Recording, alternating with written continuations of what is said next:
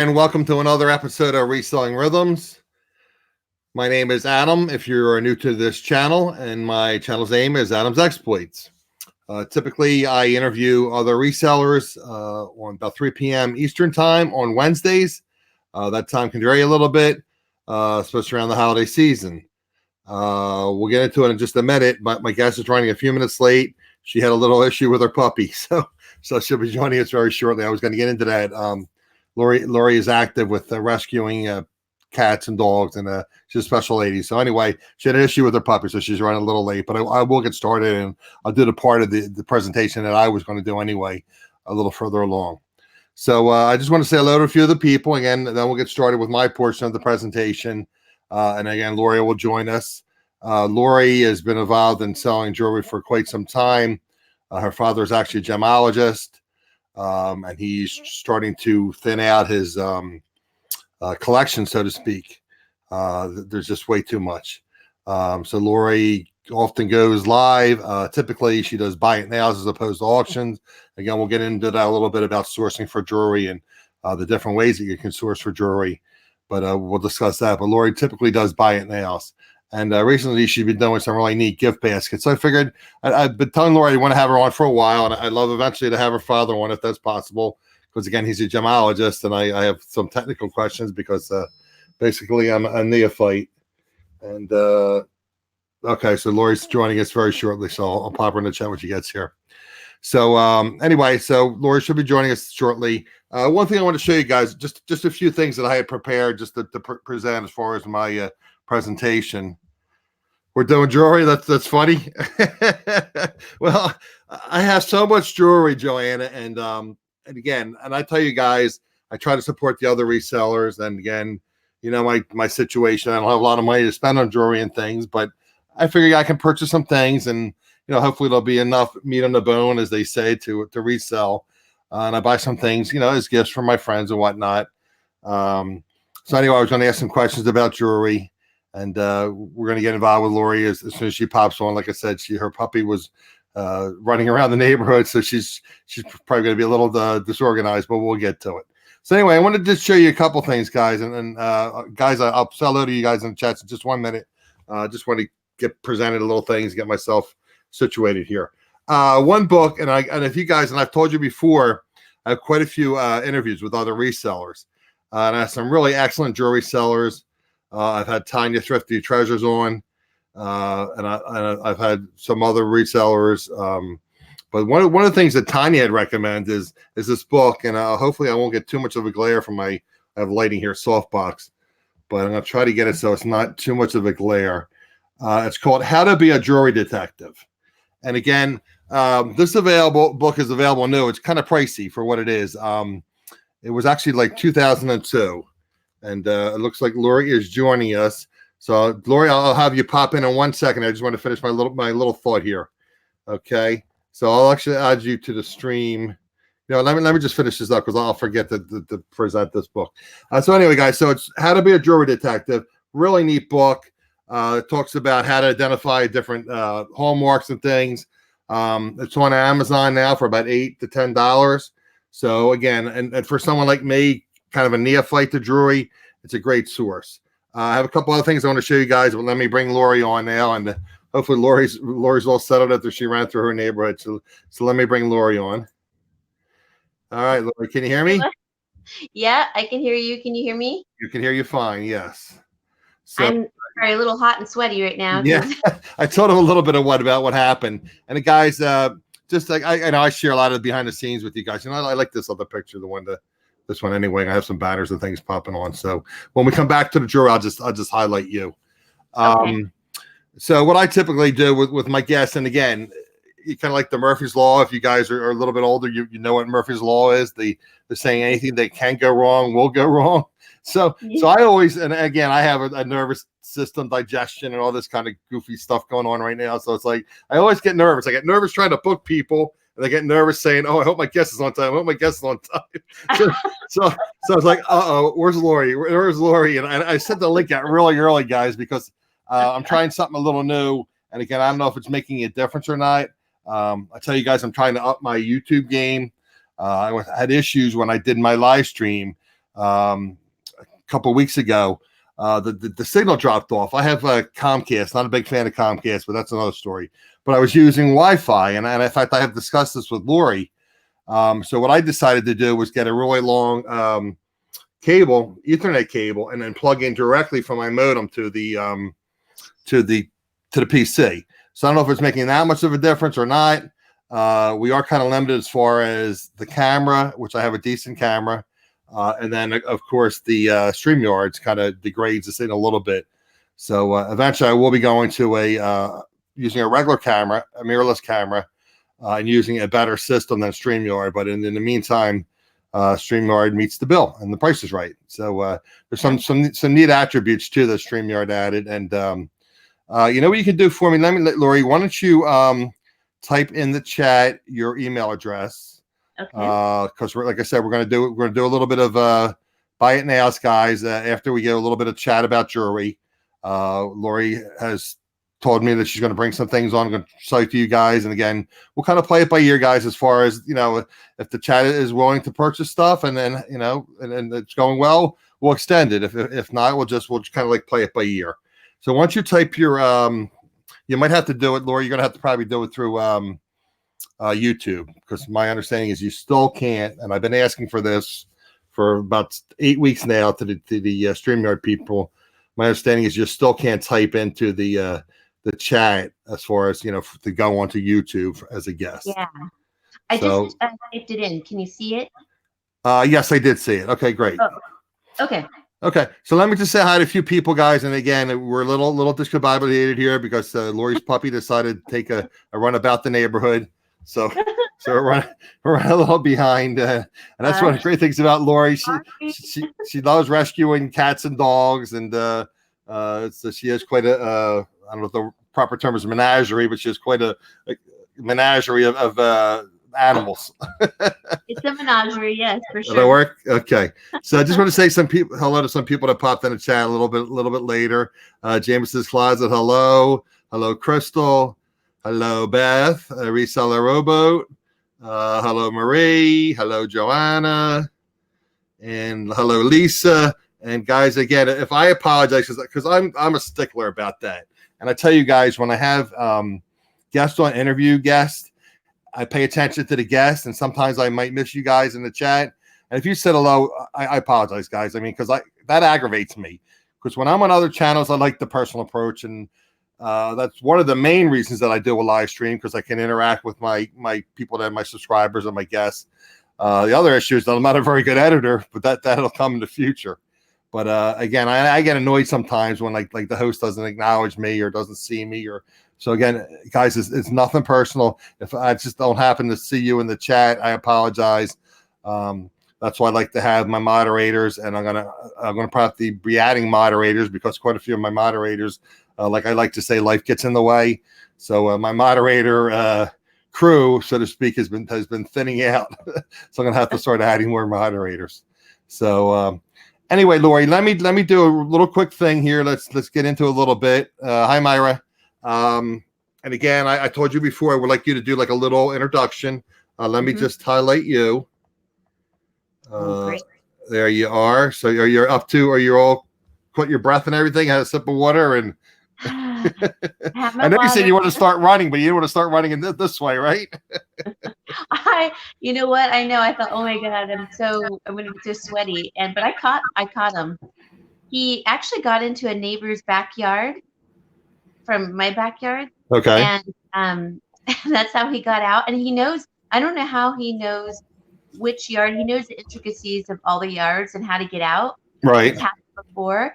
And so usually what I do is I'll go around behind me on the street and try to catch up with him, and then he'll pop back in, and then he'll come back on the front of my street, and then he's all scared.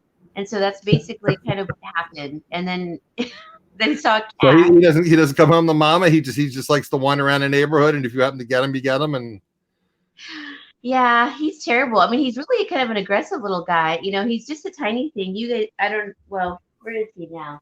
He's somewhere over here, but he's little, but he has, the heart of a tiger. Yeah, the heart of a tiger lion, right? So yeah, so that's what happened. He got loose, and I thought, "Are you kidding me? Not Well, you got today." started early on your running. I'm sure you didn't want to start it that way, but that's what you did. Yeah. So I got him. Oh, there's Kathleen. Thanks, Kathleen. I was just saying I've been short on moderators lately. I'm glad you're joining us because I just apologize to the people in chat because sometimes I'll miss questions or I'll miss people saying hello, and it's great when I have moderators in the chat to assist me. So I imagine you're busy with your grandchildren, but thanks for joining us. So Hi, Cindy. Hi, Kathleen. How are you? Hey, Ricardo. Hello. I haven't seen you Ricardo, that's right. Ricardo was in the chat. Hey, Ricardo. before. He Hello, keeps he everyone. keeps changing his logo. So I missed him. So why don't you just tell us a little bit? I know you have a vast and varied background, and I know you do the home staging. And why don't you just Yeah. give us a little bit about? I know you're in California, so why don't you just give us a little introduction to you? Well, my name is Lauri, and I have created my business around my creativity, I suppose. But basically, out of need, I'm a home stager. I was a senior project manager for a national construction company, but then I had to quit and create this company for myself. I'm not going to say company, I'm not incorporated. I'm just a small business owner and as a home stager because my mom got really ill and then she got Alzheimer's or dementia. They're really close. And then we decided, my dad and I, we were going to, of course, take care of her at home. So I had to be around to do that. And home staging seemed to be the best, venue for that. And so I was always around, but we were always looking for like, side hustles, and my dad, he got his gemology degree when my mom was ill. And so then I didn't know this, but he's always had a love for jewelry. My mom and him both did. They've always gone and bought a ton of jewelry. They were always rock hounds. My dad used to metal detect, he still does, gold panning, all of that. So he's always been really into that. We got into it. And so it was just natural for him to go into the gemology, realm. And so he did. He got his degree. So he's a graduated gemologist. So he can sign his name as after it as a GG. And that's, Oh, is that what this designation is, GG? yeah, GG. Okay. Graduated gemologist. And Okay. so he does it, but it's kind of a nice accomplishment. And I mean, my dad's a jack of all trades. He has degrees and um, licenses for everything you can think of. I mean, he's super intelligent, and I hope I can, be half the You're a person chip off he is. the old block, so to speak. I hope it trickles down to me. But so when he became a gemologist, I mean, along the way he was purchasing some jewelry, but it was really when he became a gemologist that he could purchase at like a discounted rate through distributors and get, things in bulk or from certain distributors. He knew what to buy, what to stay away from. And then it's like, oh my gosh, we have all this jewelry. What do we do with it? So I started selling on eBay and some other things I would sell, like some Native American artifacts and um, jewelry, of course, but it's such a long process. And when you're working and you're being a caregiver to a parent, it was too long of a process for me. And at some point, I had to give it up. So at some point, I just said, Dad, let's just consider this, like on hold for now. We'll think of another way to sell your jewelry, and we'll get back to it. So after my mom passed away, I had created a YouTube channel just to kind of get me out of, I was not depressed anymore, but I was, Kind of like in still the kind of, doldrums, and right. yeah. So I just needed like a different realm and to put myself Right. into to kind of just get out and get over that hump. And so I did a YouTube channel and it was for decor. and that's Creative Lauri. And it did really well the first year, and the second year, I mean, the first year is when I gained like probably all of my subscribers. I probably had the 4,000 subscribers in that first year, Wow, and that's then very good. um, and then I kind of dropped off because I work. My height of my business is spring and summer, Right. and Typically, like the real estate market, people want to move in the summer and spring, and because the children want to be settled in their school systems. And is that typically yeah, what happens? and no one really wants to look at houses And during the holidays during the or holidays, right? Right. so and when it's raining hard. So I have a lull in my business. It's November, December, January, and so I always have to prep for that time. So I thought, Dad, why don't I start selling your jewelry on my channel, and I will come on during the day. And I was already doing lives, and I felt comfortable, and I love talking to people. And it's funny because I used to be really shy as a kid and even a teenager. So I've kind of come a long way. And but I started selling his jewelry, and it did great. It did really good. But I noticed that even selling on my decor channel once a week was really dropping my subscribers. People would unsubscribe because they're like, oh, it's not really what I signed up You have for, to keep the you know? niches separate, right? That's what they say with YouTube. So Yeah. you have to keep the home And decor separate from the jewelry sales. and I totally get that. Right. So, for me, decor is like I do it all day long, and I love doing it. But sometimes it's like a painter never paints his own house. And so, No, is that true? Okay. yeah, I and was a so, terrible painter, so or like whatever my trade you my two use. two uncles on my father's side were both painters, and I'm a terrible painter. Oh, I don't know. I hate painting, but it's the biggest impact you can for the smallest amount of money to do in your home. But I hate it too because I had to work with my dad in the summers, and he was a contractor during the summers. That He was would his have, his background was originally was contracting. He just liked to get different degrees and yeah. So my dad became a general contractor. He was a painting contractor, electrical contractor, HVAC contractor, wow. Okay, and you have to go to school, trade school for sure. all of these, I know you said he's handy with cars also. huh? He's handy with cars, automobiles also, you're telling me. Oh, right, right. My dad and I, we never take our cars in. It's him and I that work in our vehicles, Right. all of them. Even when he would restore his older vehicles, like we had classics growing up, I'd help him. So I kind of feel like I have that. My dad is super intelligent, and but he's just, very diverse. And so I think I have a little bit of that. And, I like to call my dad and I, we're just like blue collar in a way because we are hands on completely, but we are somewhat educated, and and so we like to get our hands dirty. We like to fix things. We like to just try new So you things can out. repair jewelry if need be, if you Yeah, purchase so something. Right. my dad makes jewelry. Oh, your dad does make the jewelry. Okay. Yeah, he makes jewelry. He hasn't been able to because he had shoulder surgery Right. um, on each, and but he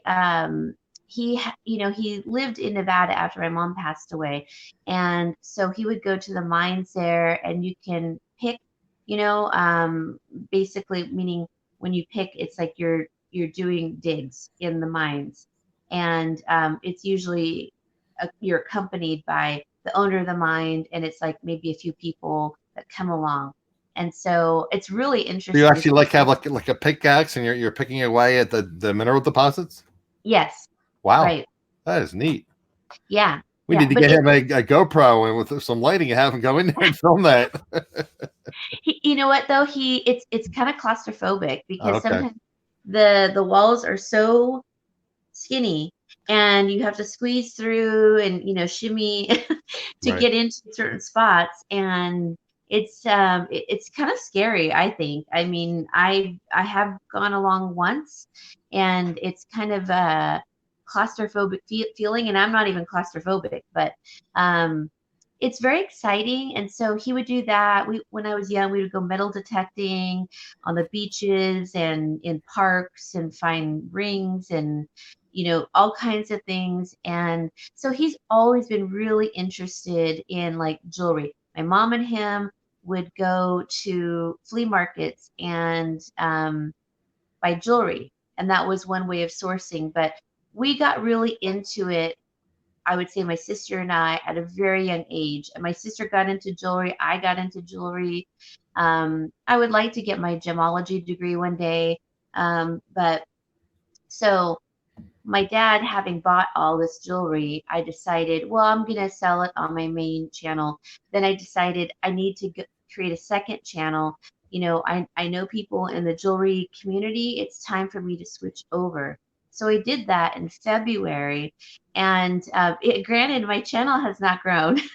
I think I'm still at 198. Well, that's one of the reasons I want to have you on, because like I said, you're a special person, and I want to help you grow your channel, and you provide a great service. And like I said, a lot of people buy it for their personal use. Some people buy it as gifts. Some people buy it for resale. So I think it's a great opportunity, and it's a nice business venture for you to help your father liquidate some of his jewelry. Right. So, I mean, I do take care of my dad financially. So this supplements both of us so that I'm not I bring in so much money, but it's like the jewelry is supplementing us. Right. But so I give it to my dad, and I mean, it's been really great, really great. We've had really positive experiences. There's been a couple of negatives, but that's to be expected. There always is with any business. Like I was just listening to somebody had a video about eBay. That's the kind of channel kind of revolves around eBay. Mostly. Yeah. Talking about it was actually Pete, Craigslist Hunter. And most of the resellers probably know who Pete is. I had a video up about how he sold like a $1,200 or $1,300 pen. And this time of year is when that type of stuff sells. Probably the only time of year it sells. And it was on auction. Right. Yeah. And the thing is with eBay, when you have auction and a person purchases it, wins the auction, you can't force them to pay immediately. It's not like a buy it now, which for the life of me, I can't understand that. Most resellers don't understand that. So the long story short is that person defaulted on their bid. So now Pete's stuck with this $1,300 pen 2 weeks before Christmas. But anyway, so I know you have issues with sometimes buyers don't pay for things, and like with any business, there's difficulties.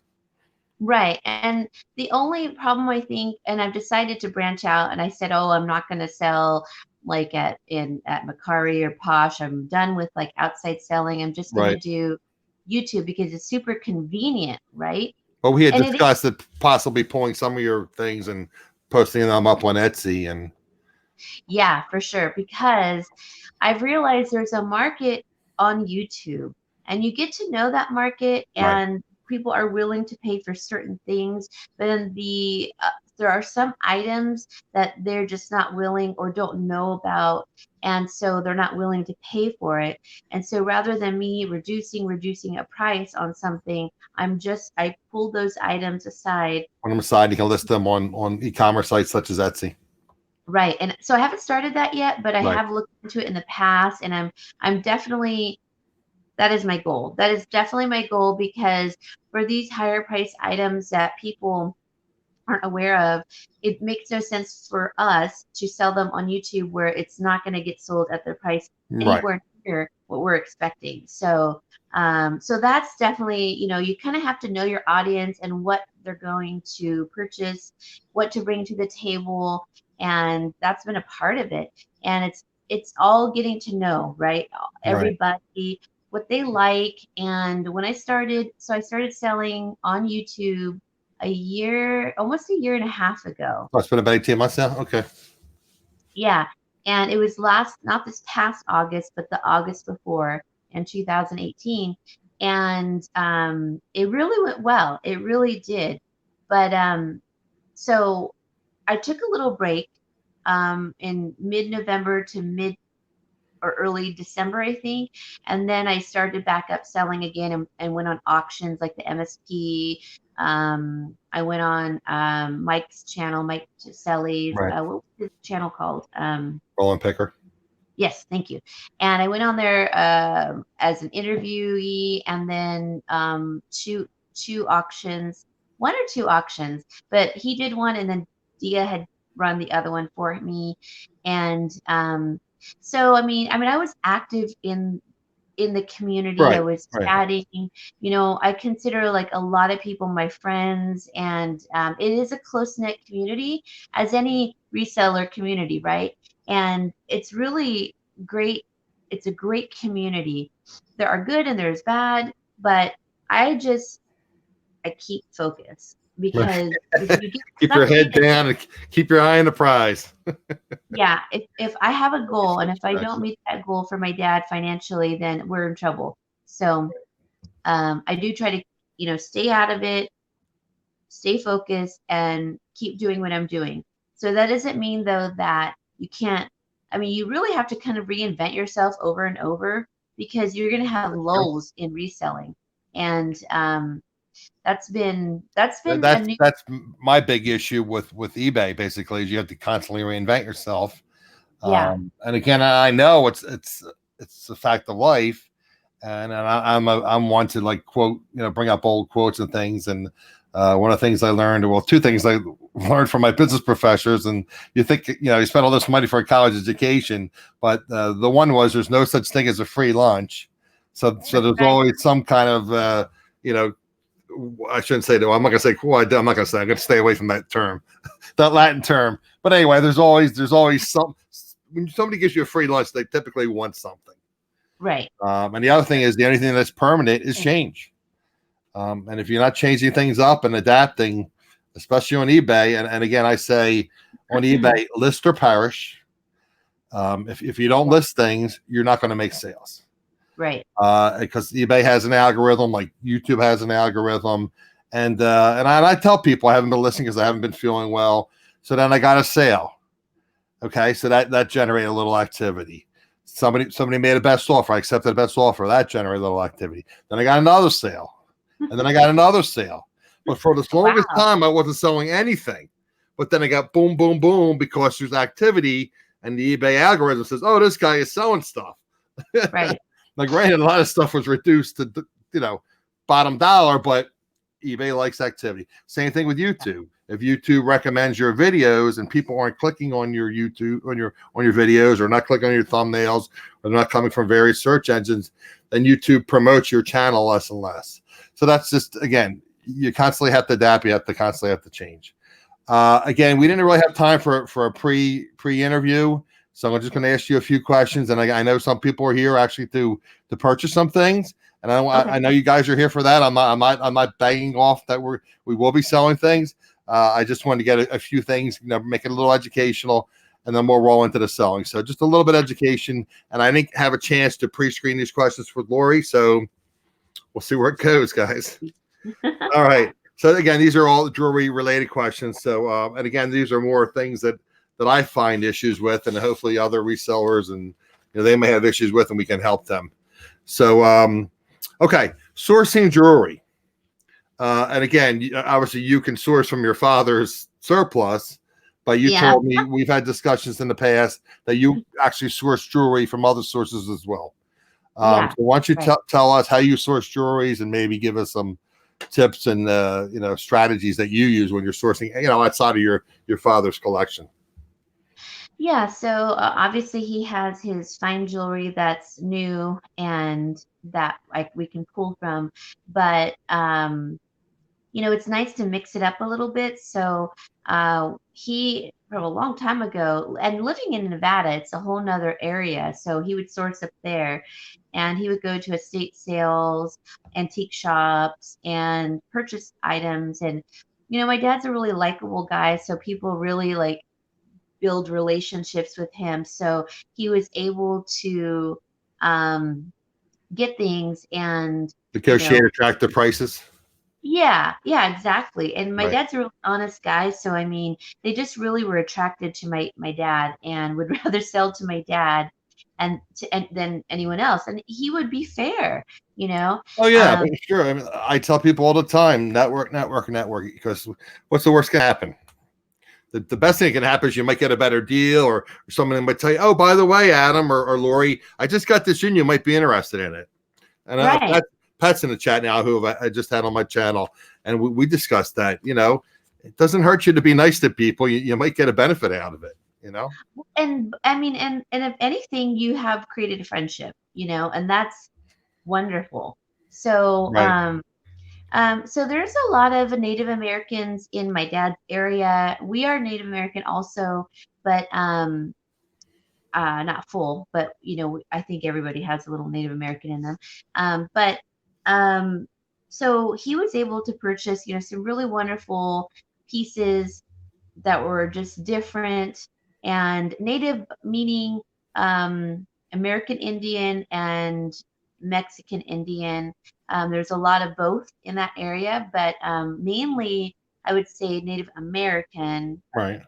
from the U.S. And in California, I think I find a little more Native Mexican jewelry. So it's all considered Native.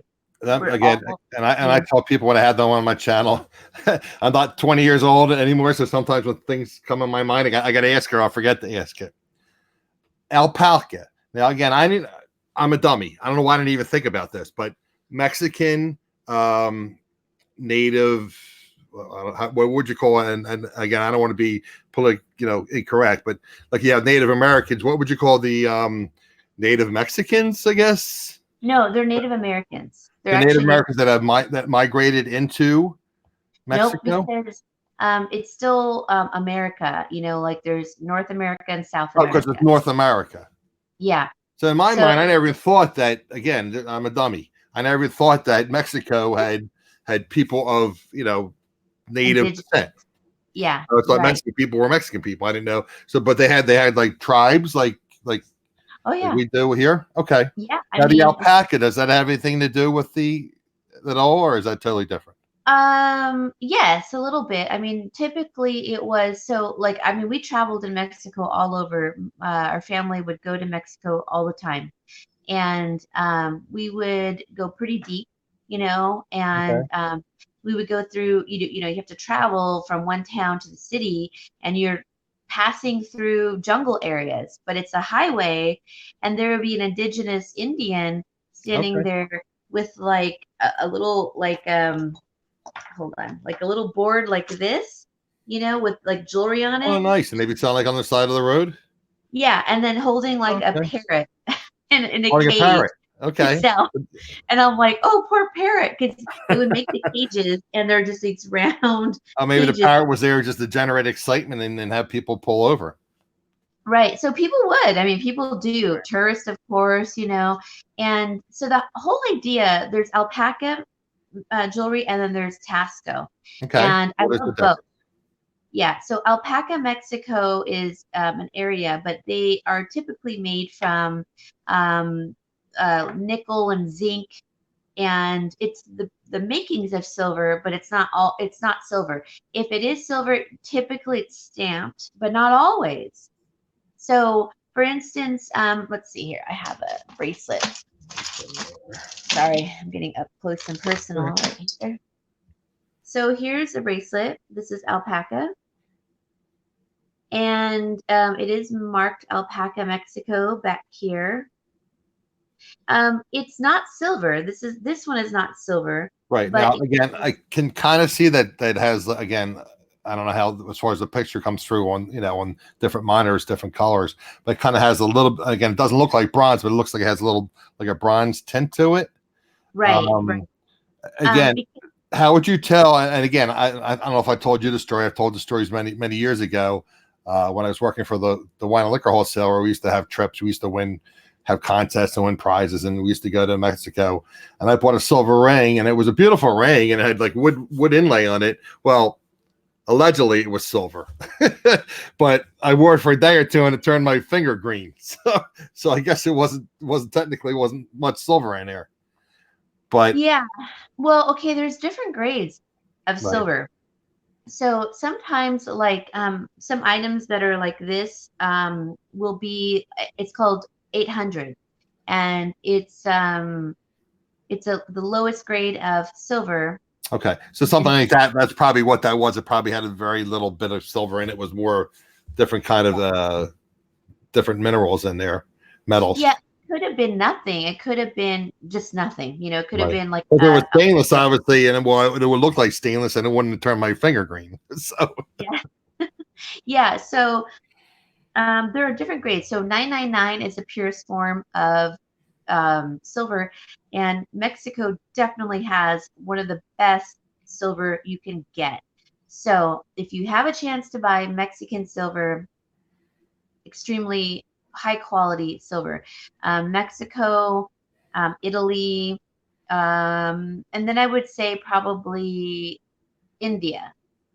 But and because Mexico and India are considered third world countries, you do have to be a little bit careful because everyone is just like anxious to make a dollar. They're trying to survive. right, that's what you know? concerns me. Right, people are just like you said, they're just trying to survive, so Yeah, they don't really and have the remorse if they sell you something because, like you said, they're just trying to feed their family, and house their family. So if they sell yeah, you something that they say is silver, it's not silver. They're just trying to survive. right. That And doesn't make it but right, but they know what they have to do. yeah, but if you could see how they lived, I mean, I think Sure, you'd sure, probably absolutely. understand, of course. But they don't. If when you think about it, when you purchase something like that ring, it was probably very inexpensive, right? And I don't in recall, as I know, it was in some like little shopping center in Cancun, and oh, okay. Well, right, that's different. So the big cities, tourist towns in Mexico are definitely going to be right, capitalizing on the tourists, and they're more posh and expensive for right. sure. But when you're going along through the jungle or passing through the jungle, and you're literally seeing snakes hanging off of the signs, you're Oh, in the really? so when you're going through, like I think we were going from let me think here. It's called Escuinapa. It was a town of like big shrimp exporting town, one of the biggest in Oh, South really? America. Yeah. And so What we were really? Because you always hear about like Chilean shrimp, and so Mexico has a big shrimp industry. yeah, and it's Things you learn from on my channel, people, pay attention. it's called from the hi Lynn. Hi everyone. It's and Jillian. It's called Escuinapa, and it's one of the biggest exporting of shrimp there. And so I was Okay. staying there. It's a very tiny town, but it's like these beautiful beaches. It reminds me of like Vietnam or Thailand or something. And then you go through like to Guadalajara, and that's the city. So you pass through the jungle, and you'll find jewelry like this, the alpaca, because a lot of the times the indigenous people will make affordable items like alpaca, which is not silver, it's nickel and zinc. But then they will also do 800. And Okay. then, but Mexico is fully rich for their gold and silver. So pay attention to The Mexican gold as jewelry. well. Okay, because I always think of Mexico for silver. Yeah, no, gold for sure. I Okay. mean, if you think of Okay. like Aztecs and the Mayans, they worship the gold Oh, basically. great. Okay. Made everything out of gold. But anyway, so alpaca typically, if you see something like this, a bracelet, it's not silver, but it is very well made. It's always inlaid with abalone, mother of pearl, could be turquoise. I mean, it's gorgeous. But and it will clean up. You can clean it up. A lot of times I've used like just an eraser to clean it, Oh, really? like Okay. a simple eraser, and I just kind of like, here's an example. Like, oh, let me get one side of it, and you can see the difference. You just rub it. The friction really, without having to use harsh chemicals, the friction of the eraser really cleans it up Now, nicely. is this something that you've learned, or is this something your dad may have learned from gemology school and just pass it along to you? Because I mean, I You hear know, different things people said to use to clean, obviously silver polish, obviously, and yeah, no, it's something I think maybe they may have picked up over the years. I'm not sure okay. exactly where, but I mean, I've heard other people like mention it too, and it really truly works. Maybe Like we pick up those erasers at dollar stores. Who knows? I'll have to look yeah, for them. yeah. So I mean, it really just cleans it up nicely. And like, here's the back. Hold on, let me erase it a little bit. It's the friction. It's gentle. It doesn't chemically change the, the Right. So overlay. I mean, it's not going to damage it. If it cleans, it cleans. If it doesn't, it's not going to damage anything. Right. So look how shiny that It that did. got. It did a nice job. Absolutely. Yeah. Wow. Um, so it really does work. It's just a simple eraser, and Okay. that's all you. So Good. okay. Wealth of knowledge. Yeah. Well, I mean, shoot, I want to pass on anything I can Sure. to give Absolutely. anyone a buck, Then but you've used erasers too to clean jewelry. Nice. Okay. yeah, I And do. Jennifer's used I, it too. Okay. I I guess I'm primarily the do. dummy that didn't know this. Everybody else in the chat apparently knew this. They didn't know it. Oh, They they did do. know it. Yeah. Apparently, They do. Jennifer and I Lynn do. knew it. Hi, cinnamon. Yeah, and I like to get the pointy ones to really get in there on like a ring, like Okay. to get into the intricate Sure. The little inlay point. Right. prongs or something. Yeah. Right. So Tasco, I want to talk about Tasco Sure. because Tasco, Mexico, it's a place in Mexico. And I really encourage people to look up the story of Tasco, the history of Tasco. It's wonderful jewelry. It started with an architect that fell in love with Mexico. He moved there and he learned how to become a silversmith. And then he had a fellow friend. I can't remember what their relationship was, but he was a Mexican, and he said, "You should really capitalize on this. We have tourists, that do come, and I think that you should maybe really capitalize on this, become a really good silversmith, and see where it goes." So he did, and he had many apprentices under him that he taught the silversmithing to. They branched off, and Tasco became this really well known city in Mexico. And then they opened like the road from, I think it's Cancun to Mexico City. And during World War II, you couldn't get fine jewelry anymore from like Paris. So Okay. then, so it was coming from Mexico. So Right. Okay. Tasco was known as the Paris of the world at that time. So all of Hollywood, all of, like the rat or the what's it called, Right pack. the Rat Pack, Right. and all that era Right. traveled there, bought the jewelry. Or the They would, jewelry in Mexico. Okay. yeah, and so there were so many families that branched out and learned the trade that's why if you see a piece of Tasco, it'll say TX maybe or TC dash some numbers. Okay. That's So the that's serial. abbreviations for Tesco. Yeah. And so it'll say like Mexico, Tasco, or it'll have the numbers like that or both. And it's really a high grade of silver and workmanship Okay. because they were absolutely capitalizing on the fact that we couldn't get jewelry from anywhere but Mexico. Right. So I mean, all of Hollywood was going there, and so it really helped them out, and it became a very well-known place, and that's how it all started. But the architect he ended up actually, who started it all, going bankrupt, and something happened with the deal, and he ended up kind of like penniless at the end, which is really sad. But he ended up doing. He said, "I have no regrets. I did what I love doing. I fell in love with Mexico and the culture and the architect, and so that's why he went there and then fell in love with silversmithing." So Okay. really cool story. One of the other issues, and I have, and just a couple quick questions, guys, and then we'll roll into the sale. The difference between turquoise and dyed halite. Is there any? And again, I did a little bit of research, but I want to hear from the expert. Oh gosh. Well, I'm not sure if I'm an expert, but okay, there's three things. There's magnesium, there's halite, and then there's turquoise.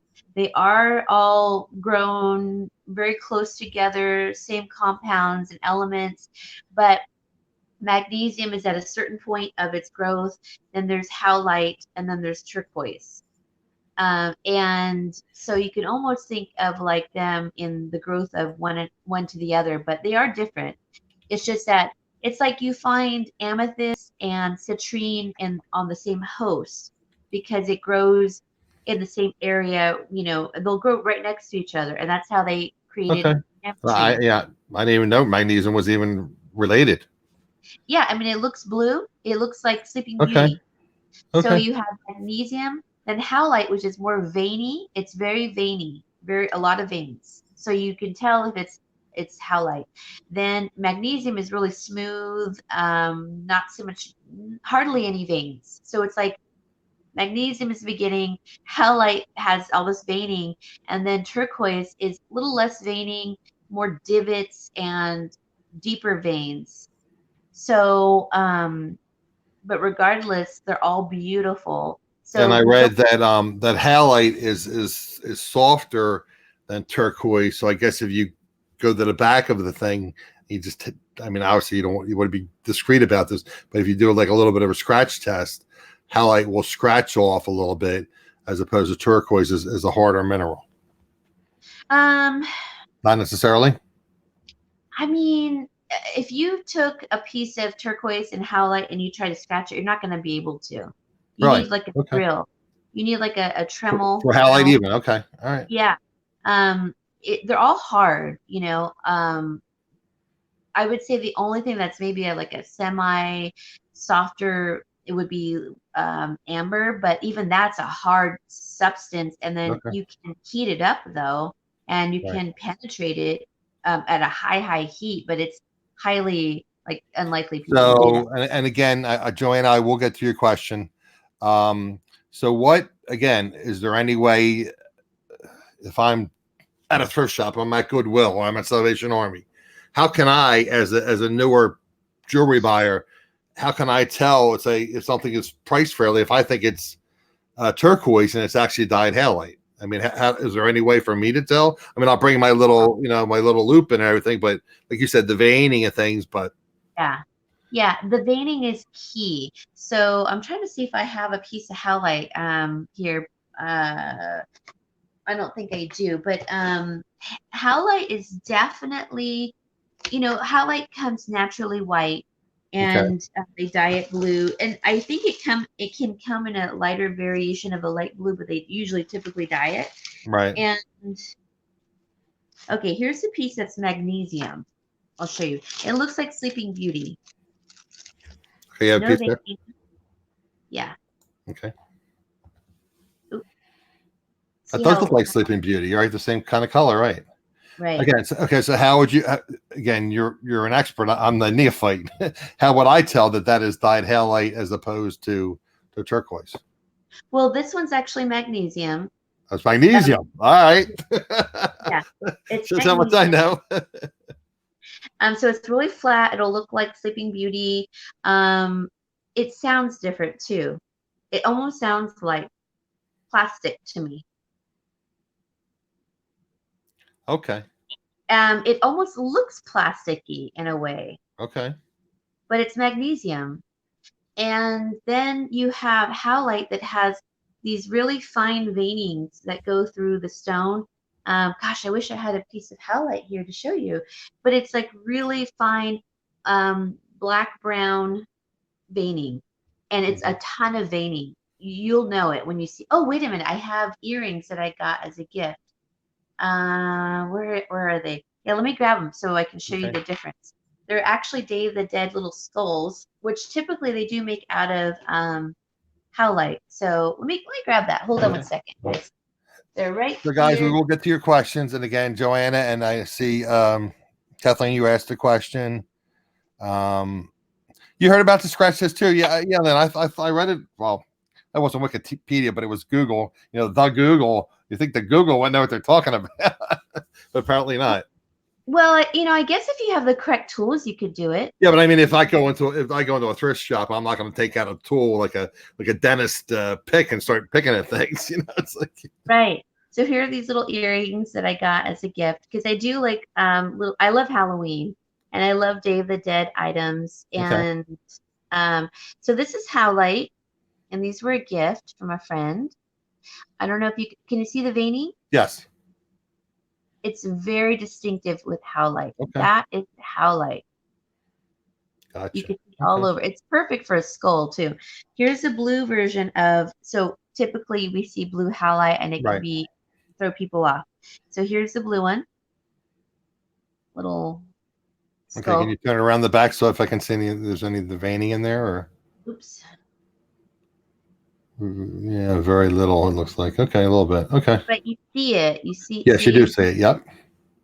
it's just more prominent than. So let me show you a piece of turquoise, which is more divoted, has divots in it. Let's see here. Sorry, I didn't think about showing this, to be honest.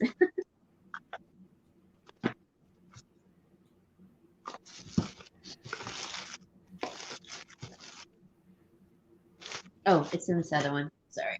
Okay.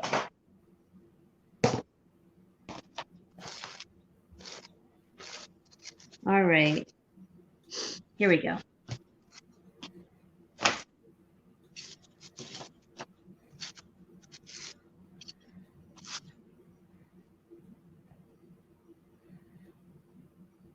Okay, hopefully you could see. Okay, here's the difference between, this is magnesium, Right.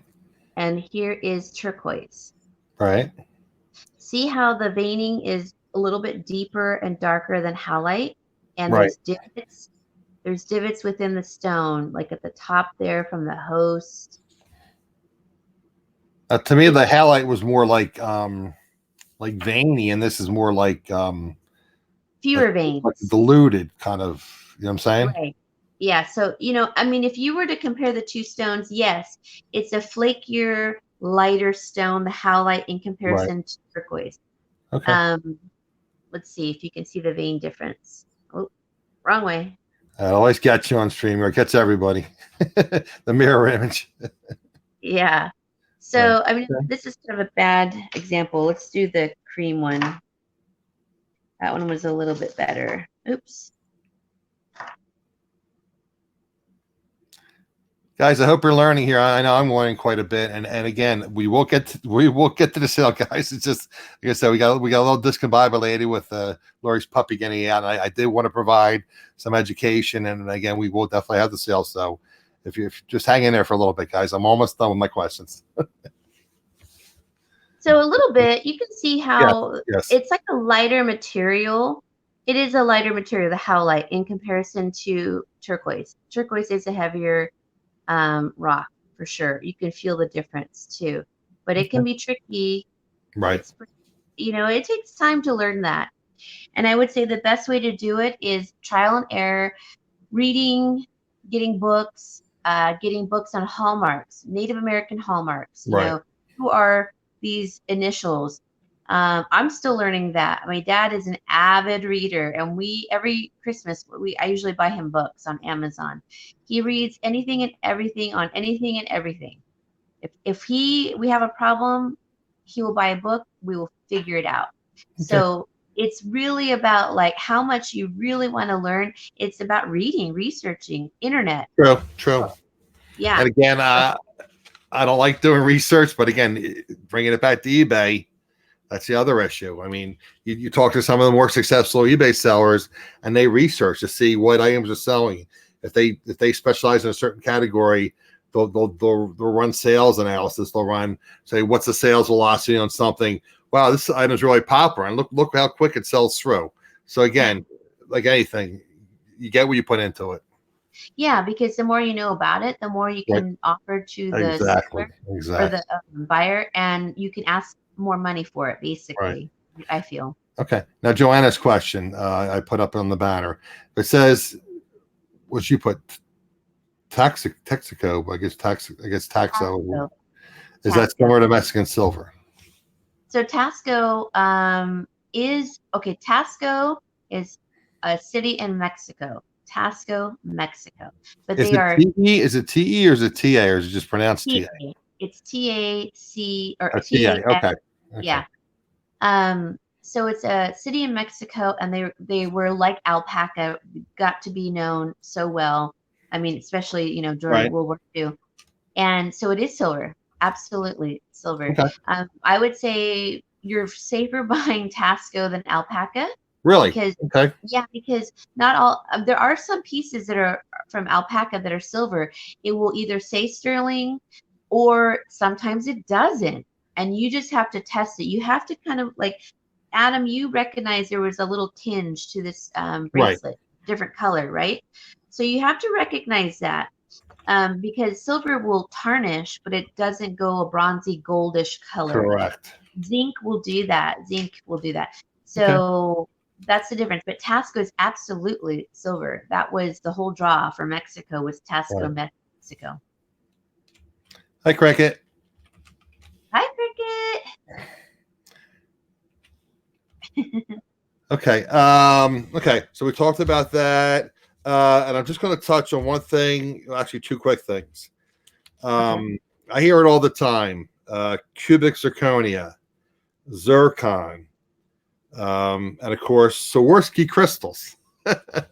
Again, Yeah. for somebody that's relatively new to the jewelry, could you kind of give us like a little, basic 101 of the differences and what to be on lookout for? I mean, I guess basically, is Swarovski crystal basically one step above glass? And they say Swarovski crystals are supposed to be the better crystals than the other crystals, that they have the first dibs, so to speak, on those types of crystals. Right. Okay. So let's talk about Swarovski crystals. Right. Absolutely. They are crystals and they're Austrian. And Right. so Swarovski came along and started this and they buy the biggest lots of the best crystals. They get the first dibs on the crystals in Austria. And so when they get what they have, it's then incorporated. They have no one else can say it's a Swarovski crystal. You have to say it's Austrian crystal. Okay. So the people, they get the first dibs of the Austrian crystals. That is Swarovski. Then you have whatever's left over. It's still great. It's still crystals. It's still but they are allotted so much, and the top is like the top grade, they get to pick whatever they want. And then everyone else can pick, and it's like it's just called Austrian crystals. Okay. They're so beautiful, gorgeous. Yeah, so they're basically almost the same thing, Austrian and Swarovski, but they are crystals. Okay. And And then now, when we talk these about, I'm sorry. CZs are, I'm not really sure Right. exactly what the compound makeup are of CZs. I keep forgetting to ask my dad, but they're quite up there. There are very beautiful. They're like a crystal. Well, the And little bit of research I did, it says CZ is more durable than Swarovski crystals. oh, Uh, okay. Okay, I didn't know that. it Okay. says with it's a complicated manufacturing process. I read my own handwriting here. And the process and the minerals used to make CZs, and then they are more durable. But the difference between a CZ and a zircon is just a natural gemstone, correct? Yeah. Zircon and a CZ are two different Different things on animals, right? opposite Right. ends of the spectrum. Yeah. Zircons are zircon is a diamond replacement.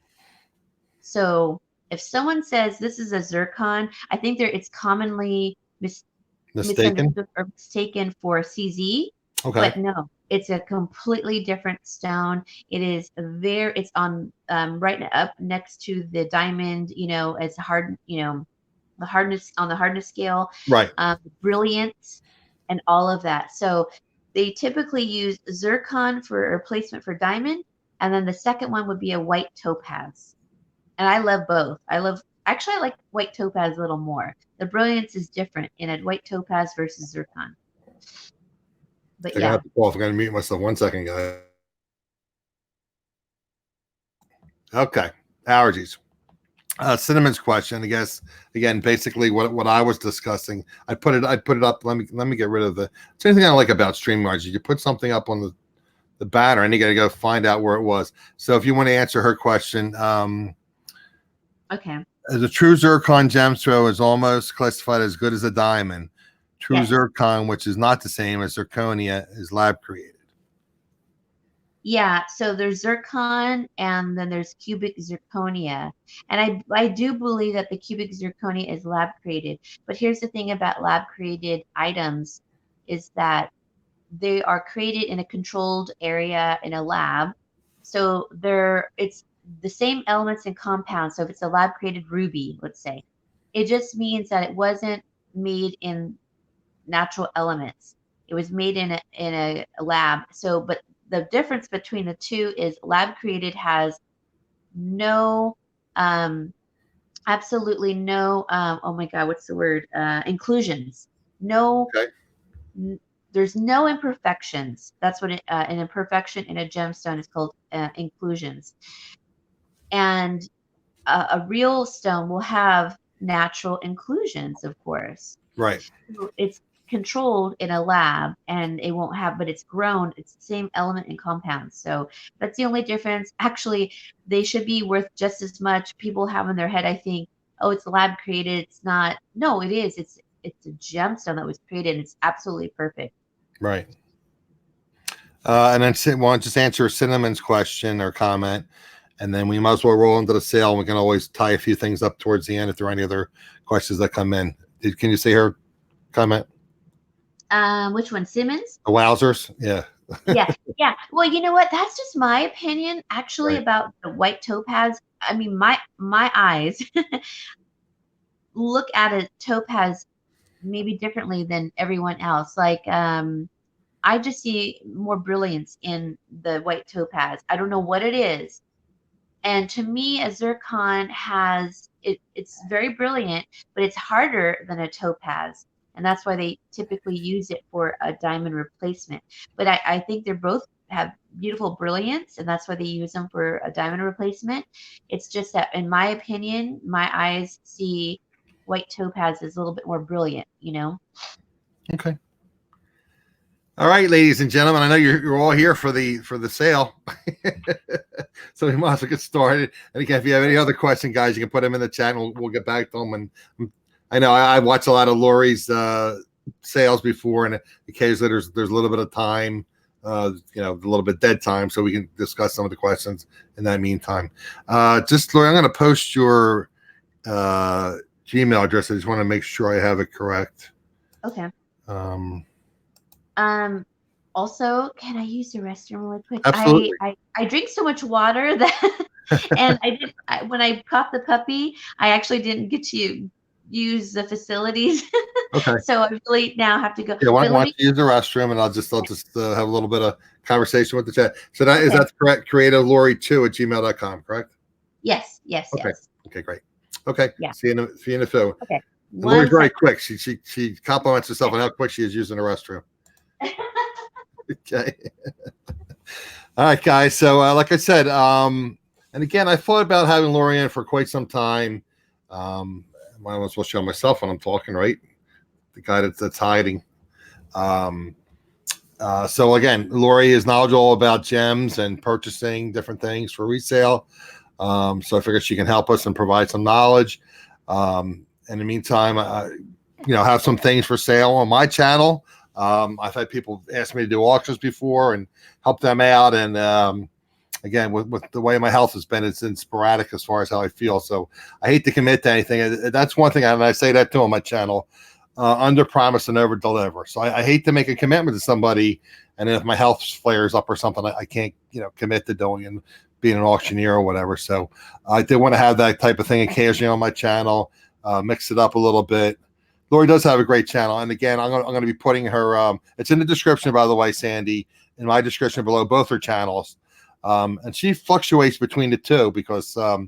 On the one channel, she has, I think, like 4,000 subscribers. On the other one, she has several hundred.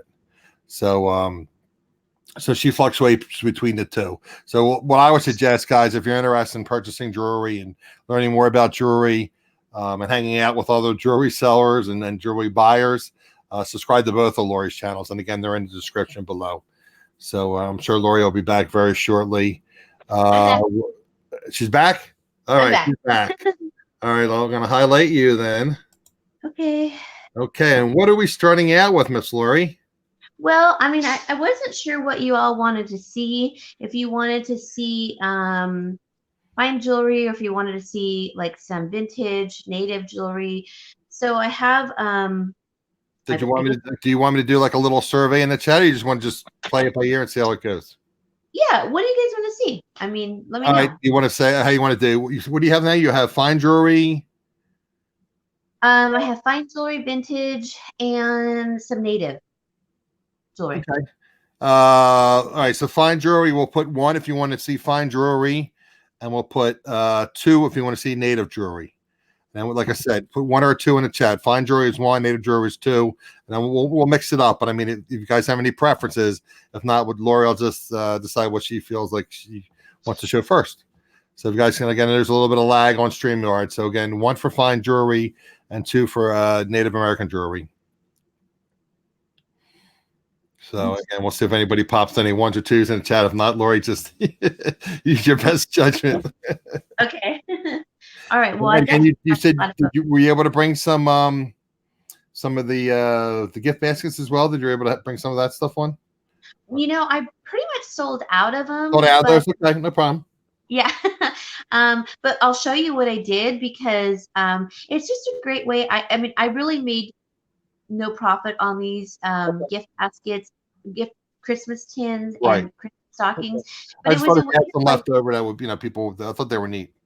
yeah, it was a great way to like show appreciation to my customers. Like, Okay. look, I'm not making a profit really, but I want to offer this to you. It's Gotcha. a fun, cute holiday idea. And I mean, I had a great time making them. That was the whole point. Like, I had fun. They're gonna get a great little package, and for $5, you know, it was Right. a great way to say, look, I appreciate all of your support. If Well, you you could buy, try a if you little more don't on my like, channel and change it up, but that's besides the point. Crystal said native or vintage. okay, alrighty. Let's see here. Let's start out that, and we can always mix it up. So, Yeah. okay, so we have vintage, and we have Native American, and we have fine jewelry. Okay. Okay. I will definitely mix it up. All right. And again, guys, we're going to kind of play this by ear. I mean, if you guys are, I mean, I don't have anything planned, and then I know Lauri probably has to take care of the pets or whatever, but I don't know how much time she has left to share with us. But we'll play it by ear. If you guys are interested in purchasing things, we'll just roll with it. Yeah, I mean, I have time. This is what I say. I have time to make money, right? Right. Who doesn't have time to make money? We all want to make money, right? So Is the cat outside? where? They go outside? Oh, I saw Not something. yet. Oh, that was the outside kitty. That's Oh, you have an outside kitty. Okay, I got worried. Okay. yeah. I said the dog got out, now the cat got out. No, All right. the outside I kitty. guess at night I don't see that because it's dark. Obviously, I couldn't see it up there. Okay. Yeah. Let's see here. Okay. Oh, I have some really cool stuff here. All right. Yep. Okay. Let's start with this. And again, guys, I have Lauri's email address. So most of you have purchased jewelry before or purchased from auctions or whatever. So you kind of know the routine. You have to send your YouTube name, your real name, your PayPal email address, and your shipping address to Lauri, and then she will invoice you if you purchase something, and then you can go just pay her through PayPal. And again, Lauri invoices, because I've discussed this many moons ago about the old PayPal friends and family and invoicing. You don't want to jeopardize your PayPal account, so Lauri does send invoices, guys. So just pay her through the invoice. Okay, let's get the party started. All right. And so I want to say something about Tasco and alpaca. I love both. The only reason I tend not to keep alpaca is because most vintage bracelets don't typically fit me. I'm like a 7, and I like it as a 7.5, so it can kind of slide down my wrist. So I do love alpaca. Don't get me wrong. I mean, it brings back such great memories, even though it's not silver, a majority of it. I truly love it. I do. I think their work is so intricate, the inlaid work that they do, it just typically doesn't fit me. Okay, here we go. Now this is a, sorry, I have allergies right now. This is liquid silver. It's a bib necklace, and it is Navajo. Oops, let me pull it down. It's really beautiful. I'm just trying to, I kind of have it tangled up on one side. Anyways.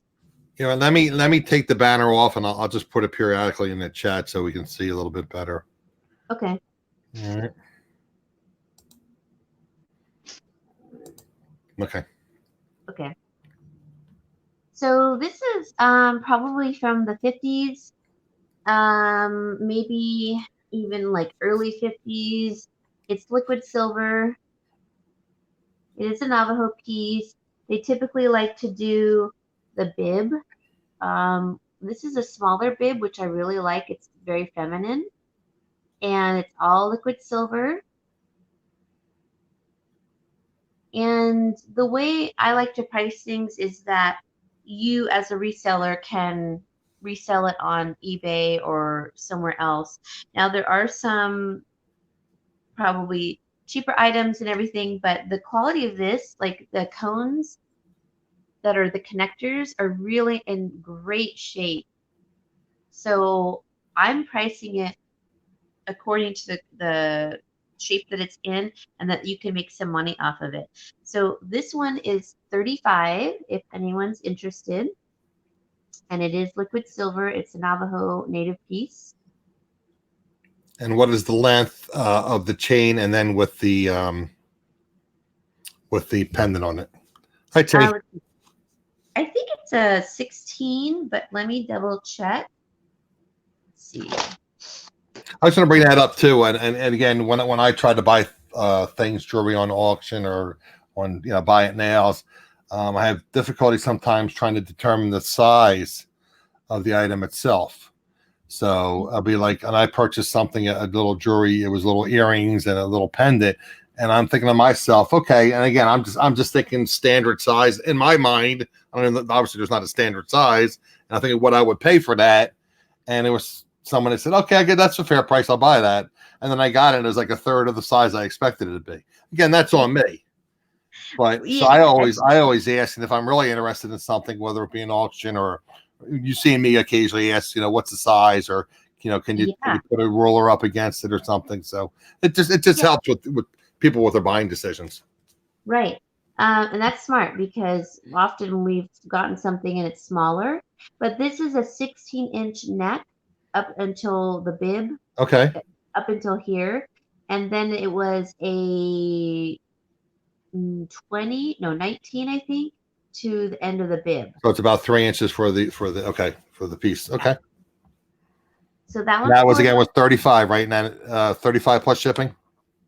Oh, did I say 35? Yes, and 35. Okay, right. And the shipping. Yes. So I like to put all my items in like a little box. I don't just toss it in some tissue paper. It's in a box, and then I put it in a bubble wrap mailer. And so I really take care of how I ship things too. And you do combined shipping as well. So somebody will purchase a couple things, you're going to offer it at the best possible shipping cost. Yeah, definitely. And then Lauri doesn't make any money on shipping. It's just whatever it costs her. That's what she charges for shipping. Yeah. Yep. Because sometimes people will say, oh, it's a flat rate of $5, but it really costs $3. And not that that's a big deal, but it's like, well, I don't want to pay more on shipping if I don't have to.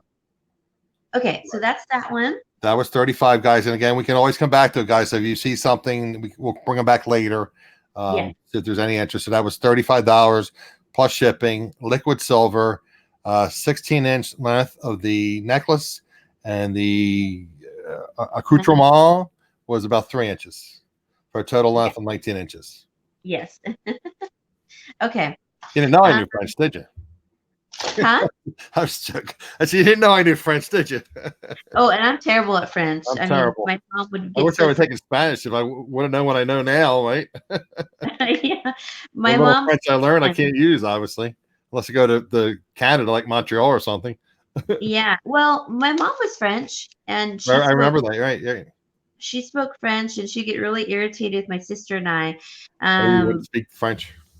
Yeah, so her family migrated from Mexico, or from France to Mexico, for the reasons of the richness of the country, and so she grew up as a Mexican, basically nationally, but her ethnicity was grandparents are from France, and so she's French. And so, But she grew up in Mexico. she was born in Michoacan, and then, but really, they had like stores. They had money there actually. Either you have money or you don't in Mexico, and they Okay. had a little bit of money, and they had stores and grocery stores, Okay. and it's like that. There's a grocery store in every corner, Right. and they had their own like plantations, so they provided their own papayas, avocados, Oh, everything, okay. So they had mangoes. the produce for their stores. Okay. Yeah, and then they Nice. had candies that they bought locally. But That's neat. yeah, so that was closer to Mexico City and Guadalajara. First, it was in Guadalajara. Sorry, I'm trying to. So this is a native. This is I think this is Tasco, or is it? Let me think here. No, it's not Tasco, but it is silver. It's been tested. It's a native offering up a like a bowl of whatever, but he has a headdress on and he is kneeling. Oops, sorry, I just got a notification. Uh-oh. Oop. Okay, sorry. There you go. So I don't know if you can see. It's abalone. It's really hard because the shininess of Right. the. So it's inlaid with abalone. Yes, so you can see the native. He's kneeling and making an offering. Cool. And they are Mexican silver. It's very thick, inlaid abalone. So is They're that what exactly is that? I see it's some kind of attachment on the back of it. That's a clip earring. a clip Because earring. So they're clip earrings. Okay. everyone back then wore clips, Oh, It yeah, was I know. I know. Back in the 50s, 60s, and 70s, right? yeah, for 40s, sure. that's even before that. So these are beautiful. This These is vintage as well, or you don't know? what's that? You would assume it's vintage then, right? If it's clip. Oh, it is. This one is probably from the late 40s, Wow. and this one, oh, no, I'm sorry, late 50s. Sorry. Late 50s. And what size approximately would that be? I don't need exact size, and just for 1 1/8, 1 inch, 1 1/8 inch. is the length, and the width is about half of that, probably. The width is about 3/4 of an 3/4. inch. Okay, so it's like roughly an inch by 3/4 of an inch, and Yeah. they're clip ones.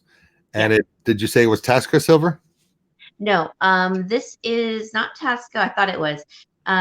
It is from Mexico, but I forgot where it was from. Let's see. It says it on one of them. Here we go. Hold on, I need my magnifying glass because I'm pretty blind. I need bifocals is what it is. Okay, so this is oh, it is Tasco. Sorry, it is Tasco, Mexico. Okay. And then it has the 925, and then it has the hallmark of the maker. It just has on one of them, just so you guys know. Okay. And how much is that? So this pair of earrings are $30 if anyone's interested. It's abalone That's inlay. beautiful. Oops. Sorry, And again, there's the abalone. Again, I see a couple different colors. I can't really tell from the screen. Is it like I see like some gold tint, I see some black tint? Is that? Yeah. So you know how abalone is. Let me see. Do I have my abalone shell? You know how it's black, it's blue, it's white. Right. Here we go. So here's an abalone shell. I know you're probably like, why do you have an abalone shell? Whatever, works for me. We always have shells in our house. My mom collected shells too, and so I just have shells everywhere. But you can see the natural coloration of abalone. Purple, it's pink, it's blue, it's green, it's black. Wasn't there something was it abalone that there was some kind of restriction on, or was that something else? Yeah, so you can't dive. My brother-in-law used to dive for abalone, but the restriction is no diving for abalone for at least 2 years. Right. So abalone would be more valuable, obviously, because it's in shorter supply. Right, and they may go beyond the 2 years. And I don't understand why people like to eat it. It's very tough, very tough. Okay. And so that was 30 plus shipping. Yes. That's roughly an inch by 3 1/4 inches, and it's clip-on earrings. and it's Yes. vintage. Yep. That's These beautiful. are not something you can. I mean, I have seen No, some I mean vintage. that's special. That's a special. I mean, Yeah, I they knew have. somebody that wore clip-on earrings. I'll buy it in a minute, but I don't. It's not that. I mean, if you're like me, we're a collector, so I would buy this as a part of my collection, but not to actually wear it, probably. Right. But it's beautiful work. Well, I have a And collection, but it's supposed to be for resale. It's becoming a collection, but not for that purpose. yeah. Okay, I want to show you real quick on the back of this. Sure. Okay, see how tarnished it is? Okay, I don't know if you can see it. Okay, Right. I don't know if you can see that. Let me just do one side. Are you going to use your eraser? Yep. I'm going to do it at an angle, so hopefully you can see the difference.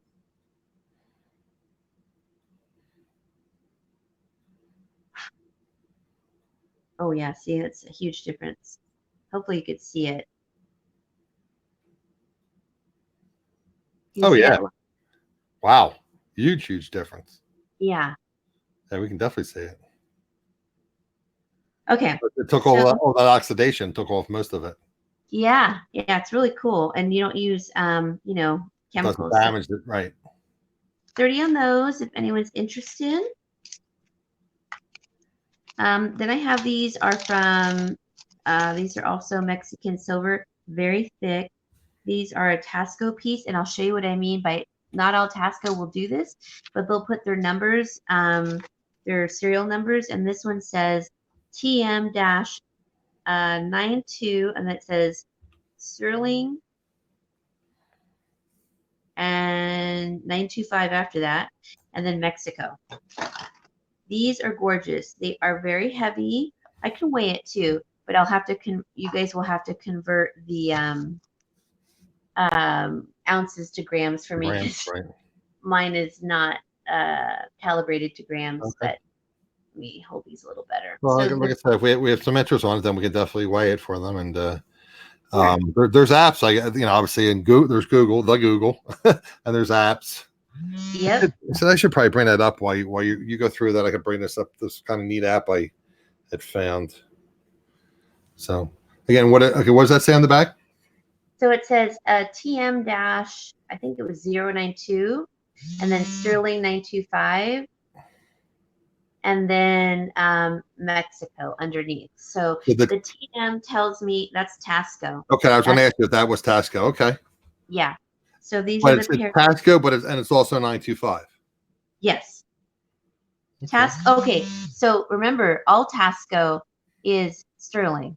It's right. Alpaca that can be Sterling or the zinc, zinc and oh gosh, now I'm blanking on it. Oh, I can't think. It's not silver, but some of it is. You just have to watch out for it. So these are the dangle earrings. I can totally, when I think of these, I think of Frida Kahlo, and I think this is something that she would wear. If you guys are familiar with Frida Kahlo, she's a Mexican artist, painter. Right. Susan, we had we got off to a slow start because Lauri's puppy got out of the house, got out of the yard, I should say, I guess. And then we discussed some tips and tricks as far as learning about selling jewelry and identifying different types of jewelry. And about for the last 20 minutes, we started going into a little buy it now sale. So we're selling some jewelry here and some beautiful pieces, some vintage pieces. Right now we're on the mainly the Native American pieces. So that should catch you up. And this is on Tasco, and it's 925, and it said it has a maker's mark on it as well. Yep. Not these. These are just typically the serial number is their maker's mark. Okay. And what is the ballpark length of those and size of those? They are.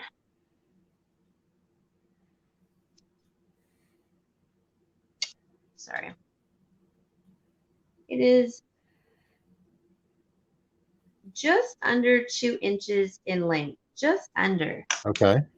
Yeah. And what kind of fasten was that? Was that a hook? Was hook earring? I'm sorry. What was that? Well, was the connecting was a hook? It was a hook, right? Oh, I'm sorry. It's a post. Oh, it's a post. Oh, it's a post. Okay, post. Okay. I missed it. I was trying to find this app and I missed what we're going to post it. Okay. So it's a pierced earring with post. Okay. Yeah. And it has the original backs. Okay. It is a diamond etched. This process is called diamond etching into the silver. Wow. Beautiful piece. On the dangle and then the post part. These are $30 if anyone's interested. Let me get the other one to show you. They both have the original backs, which is pretty unusual. No, Susan, if you're interested, you would tell us here and now that you were interested. Again, this video will be up, and if for whatever reason items don't sell, you can contact Lauri after the fact and see if they're still available. If there's anything that you're interested in now, tell Lauri now. And again, we've been posting her email address, and then you can just send her your your PayPal name, your email address, etc., and then your shipping information, your name, etc., your YouTube name, and then Lauri will send you an invoice. So if you're interested in anything now, just tell Lauri. And again, then we'll be posting her email address periodically.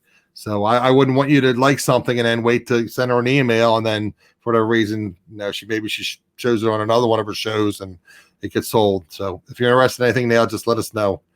All right, and we'll be posting her email address. Hi, Barbie. Thank you for the Hey, Barbie.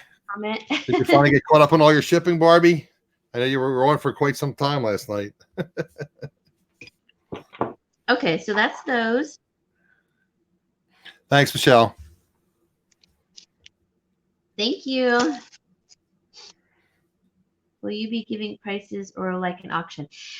I will have to admit, I don't like auction style, because I can be greatly disappointed. I know what we have into it, and so sometimes it doesn't get quite up to where we've even put our money into it. So that's why we just do a buy it now. But however, I will be trying something new on my channel. I will be doing an auction on a lot of jewelry that I have received at some point.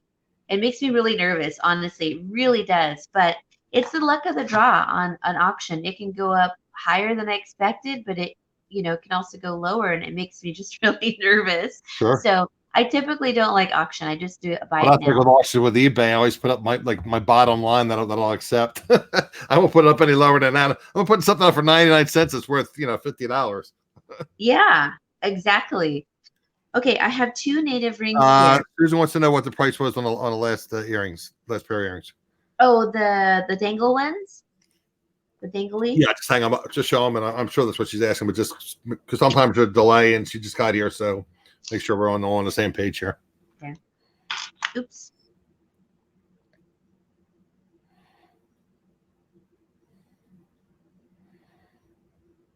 These ones are 30. Is that the one, Susan? Okay. $30 plus shipping. And again, that obviously the shipping is going to be, probably $4-ish. I mean, I know you put them in a box and, Oh, yeah. I mean, it would be like $3 probably. Yeah, I mean, so, I don't try to make money on. Well, I know, like I announced that earlier, but I know Susan just got here, and then again, Lauri doesn't make any money on shipping, but she wants to make sure things are packed in a box and bubble wrapped, and they're safe for shipment. So, and honestly, if you're interested, Susan, tell us now. Money on shipping. I'll say, no problem, Susan. What's that? She just said she said she's sorry she was late. That's no problem. Oh gosh, no! Please, I was late to this. She was late too because her puppy was running around neighbors' yards. I know. Oh my God. Oh dear Lord. I know. So no, please don't apologize. Thank you for being here. I appreciate it. Okay. So those are 30. If you are interested, let me know. Did you want these, Susan, or no? Let me know.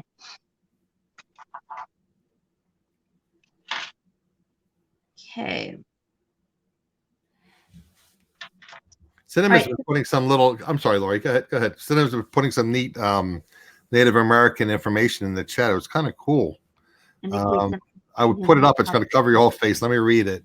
Having an abalone show in your presence brings safety, emotional balance. Protect the heart in the physical and metaphysical aspects.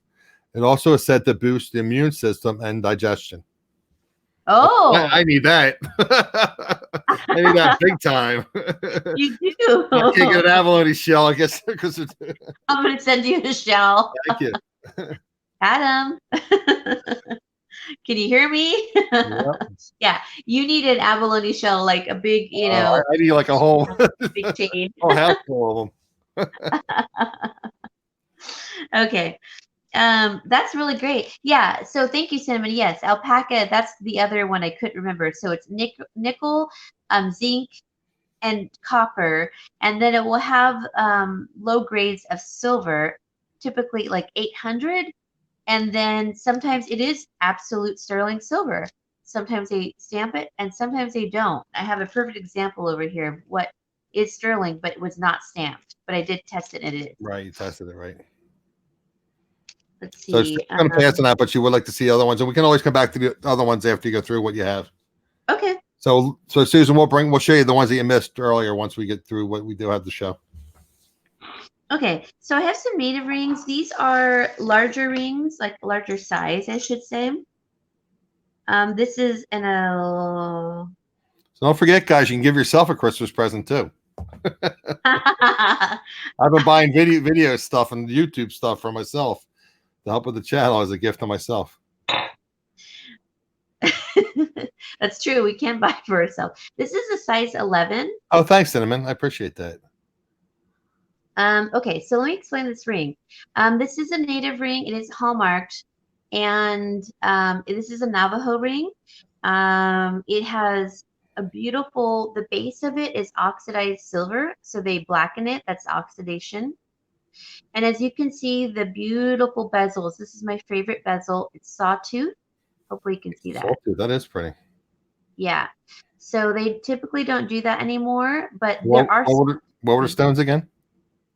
So you have turquoise. Okay. And then you have coral. And the coral, you can't get coral anymore. That's the natural color of that coral. Yeah. Wow. This one is not dyed. Right. Okay. I assumed it wasn't, but I was just, yeah. Beautiful. Yep. And then you see the braiding along the edging here, as you can see. And then all of this is added afterwards, after they create this ring. The balls. Gorgeous ring. Wow. A lot of labor involved in that too. Right. The little curly Q with flattened balls. Really a lot of work, as you can see. Interesting to see, right? It is a native ring. Here. It's a Navajo native, right? And what was the size? Here, the price on this one, where's the Hallmark? Here we go. I don't know if you guys can see it. Oh, you can't. I don't know if you, okay. Can you see that? Sort of say it, yeah. It's a sun. Okay. Excuse me. This one is 150. This one has been reduced, but this is a very hardy, hefty ring. You can resell this probably for $350 on eBay, or I don't know where else you might sell. I just don't do that yet anymore, but I will get back into it. What was the ring size again? A size 11. Size 11. Wow. Yeah. So it's a good men's size, I would say. I was saying it's almost like a thumb size for a woman. It's like, yeah. Be too small for me, but it's too big for my thumb, but it's pretty cool that way. I mean, okay, so there's that one. This one is, so I'm showing you a little bit more expensive two native rings, but this one is even older. So this one is late 50s, possibly early 60s. Okay, on this one. This one is early, oh gosh, what did my dad say? This one is early 50s. And see how they have the oxidation on the disc? So there's a base. You can see the base that they create, and it's a tri-split band braided. Tri-split, meaning it's 3 bands, and it connects down below as one. And it's all braided around the disc, which is put on top afterwards, after they put the bezels with the stones. That is coral over here, and then the turquoise. And as you can see, some turquoise, when it gets really old, it starts oxidizing and it turns a little more on the green side. That is the beauty, though, of turquoise. That's beautiful that it does that. And this one is 165. And these are the only two. This is also a Navajo ring. This one is not hallmarked, but we did test it, and it's definitely a Navajo ring. It's just not hallmarked.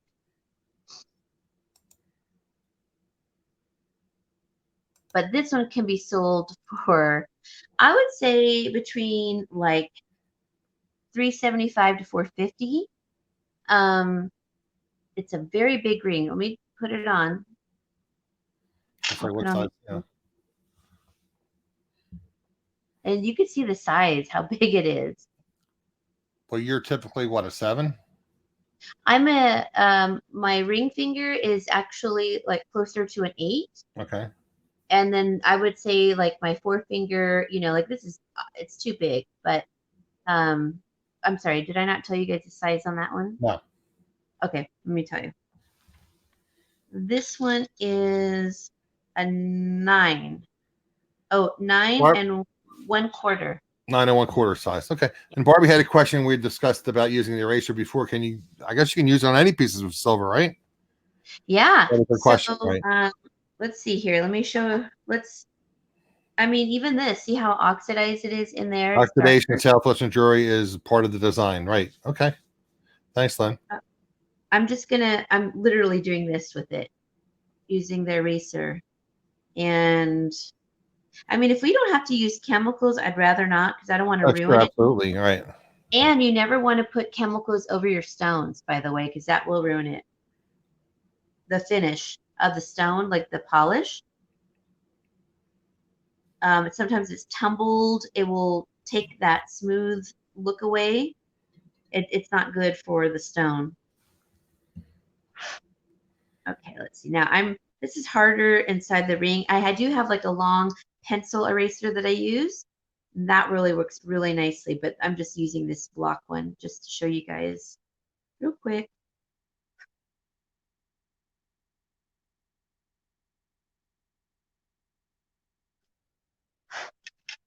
And look at how much brighter that is.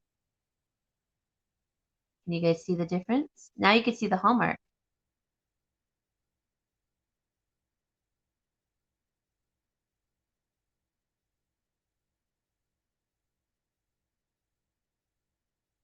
Uh-oh, I can't hear you, Adam. I had a phone call. Oh. I tell you, I have very few friends. That was one friends of mine to call to check up on me, and we're going to go out to eat later. So I didn't want to miss this call, so I muted myself. Oh, okay. So there's the hallmark, and see how much brighter it is? It's a lot different than where we started. And I'll show you on a different piece. It really just takes the tarnish away. And I was reading a comment, how do you identify if it's Navajo? I don't know jewelry at all. Typically it's the style. It'll be a style. And my dad, living in predominantly a Paiute and Navajo area in Nevada, and we're also Indian too, but it's definitely, after reading, researching, looking at hallmarks, looking at the styles between tribes, this is definitely a Navajo one. And that's something you'll just have to, like, I think, get to know over time, perhaps. I would imagine, again, I don't know, I'm just spitballing. I would think there's probably books on Navajo jewelry, right? Yeah, oh, absolutely. So if you're interested, there's actually books on all like hallmarks. Native American hallmarks, right? Well, that's what was nice about that book I was showing earlier. The How to Be a Jewelry Detective. It had different hallmarks in here, so. And you can get some of the best ones. They got really low ratings on Amazon, but let me tell you, they were wonderful books on the hallmarks. Completely beautiful pictures, all the hallmarks that you could really think of, right, that are well known. We had family members we didn't know were in that hallmark. Oh, really? Okay. Last name Boone, yeah. So that was pretty cool. But yeah, it's just really. So they were jewelry makers, and they had hallmarks, and they made it into the particular book. Yeah, and so what kind of again, I don't know the proper terminology. Native American, do you say tribe or what nation, or what would you say? Oh, most likely the Boons are probably Choctaw. We're Choctaw, Okay. so they're What probably is the Choctaw. politically correct way to say? Would you say nation, or can you say tribe, or Um, well, it's all like an Indian nation, but it's the right? tribe. The Which tribe tribe is are okay you? to say. Okay. Yeah, Okay. yeah. Um, You're Cherokee, Crystal. Okay. and my grandfather was Cherokee, part Cherokee, so we are a little bit Cherokee, but mainly Choctaw. So I Okay. guess it could be a variation of Sure. Cherokee and Sure. Choctaw. Okay, so we'll move on from those. Now I'm going to switch gears real quick, and I'm going to show some zircons because we were talking about Yeah. Sure. zircons. Sure. Sure. So these are Again, guys, seven. we'll bring back the few that we I know. Bring back some of the other ones, earlier ones, and just so everybody can get a chance to see. Barbie, I think you got here a little later, and who else was Susan? Right, Susan got here a little bit later, so we'll bring up some of the other ones. Just quickly, we'll just show them, see if anybody has any interest in them.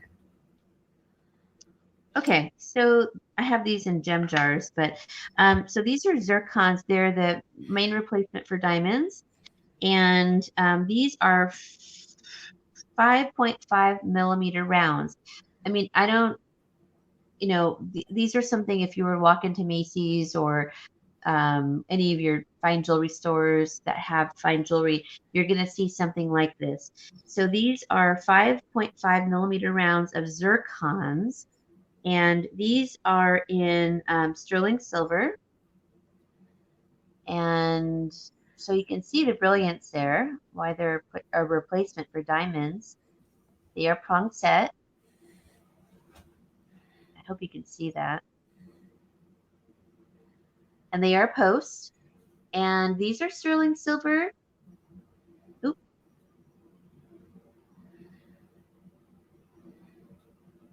You said that's a zircon. These are zircons. Okay. Okay. They're 5.5 millimeter round. Zircons are a natural gemstone, according to my notes. Exactly. And they're they're next to a diamond. So these are 55, and this is a today deal only because my dad had them at a different price, but he said for today's sale it would be 55. They were originally 65. That's something. And Again, I know there's some resellers and there's some collectors and there's some people that collect, they resell and whatnot. And again, I know virtually nothing about jewelry. I know zircons are valuable. I think they're beautiful earrings. And again, I don't really know the resale of those. I know Crystal does Poshmark, something like that. Again, I know you're just trying to get into Etsy and whatnot. Ballparkish. Again, I'm not going to hold you to it. okay. Yeah. Ballpark resale value on something like that. With the zircons, these would probably be about, I would say at one of the stores, probably 200, 250. So probably high ones on the say Etsy, or 199, one something like that. Yeah, I mean for sure. What I But mean, we all know, what little I do know, I know the department store jewelry prices are super marked up, and they run 50% off sales and 40% off sales. But I mean, even at that, I mean, I would think that would probably be around 200, right? yeah, On the internet. yeah. I mean, if you walked into, well, even if you go onto Etsy and you're going to see some zircon earrings, Right. these are natural stones. These are not lab created. These are the natural ones. But like I said, lab or not, they're lab created. Has no inclusions, but these are natural, and these you would get a good turnaround in price for these as a reseller. Um, And and again, with diamonds, it's what is it? What do they call it? Not the count. What do they call that? The size of again, they're not diamonds. I realize that they're zircons, but do they use the same thing in the size of the stone? What do they call that? so like solitaire, you mean? It's a solitaire? Now you know how they said like they measure different things. Was like was it like 1/8 or something? How do they measure like? Oh, it goes by hardness. So diamond That's is, hardness. Okay, yeah, and then so it has zircon. nothing to do with the size. No, it's having to do with the color, the clarity, the hardness, and so that's why the zircon is the number one Okay. replacement. Then Well, it's I'm the one. saying, if you were to advertise that, you would just measure the size of it, I guess. and you would say it's sterling silver and such size zircon.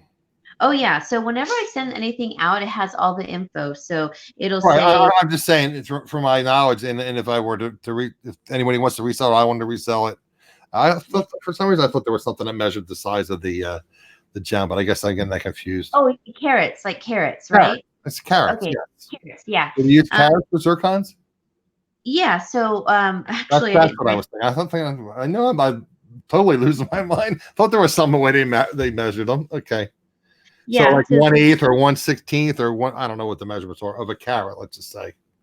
yeah. So these Thanks, Lynn. are actually about 1 carat, a little over 1 So one carat. carat is a decent size stone. Yeah. Yes.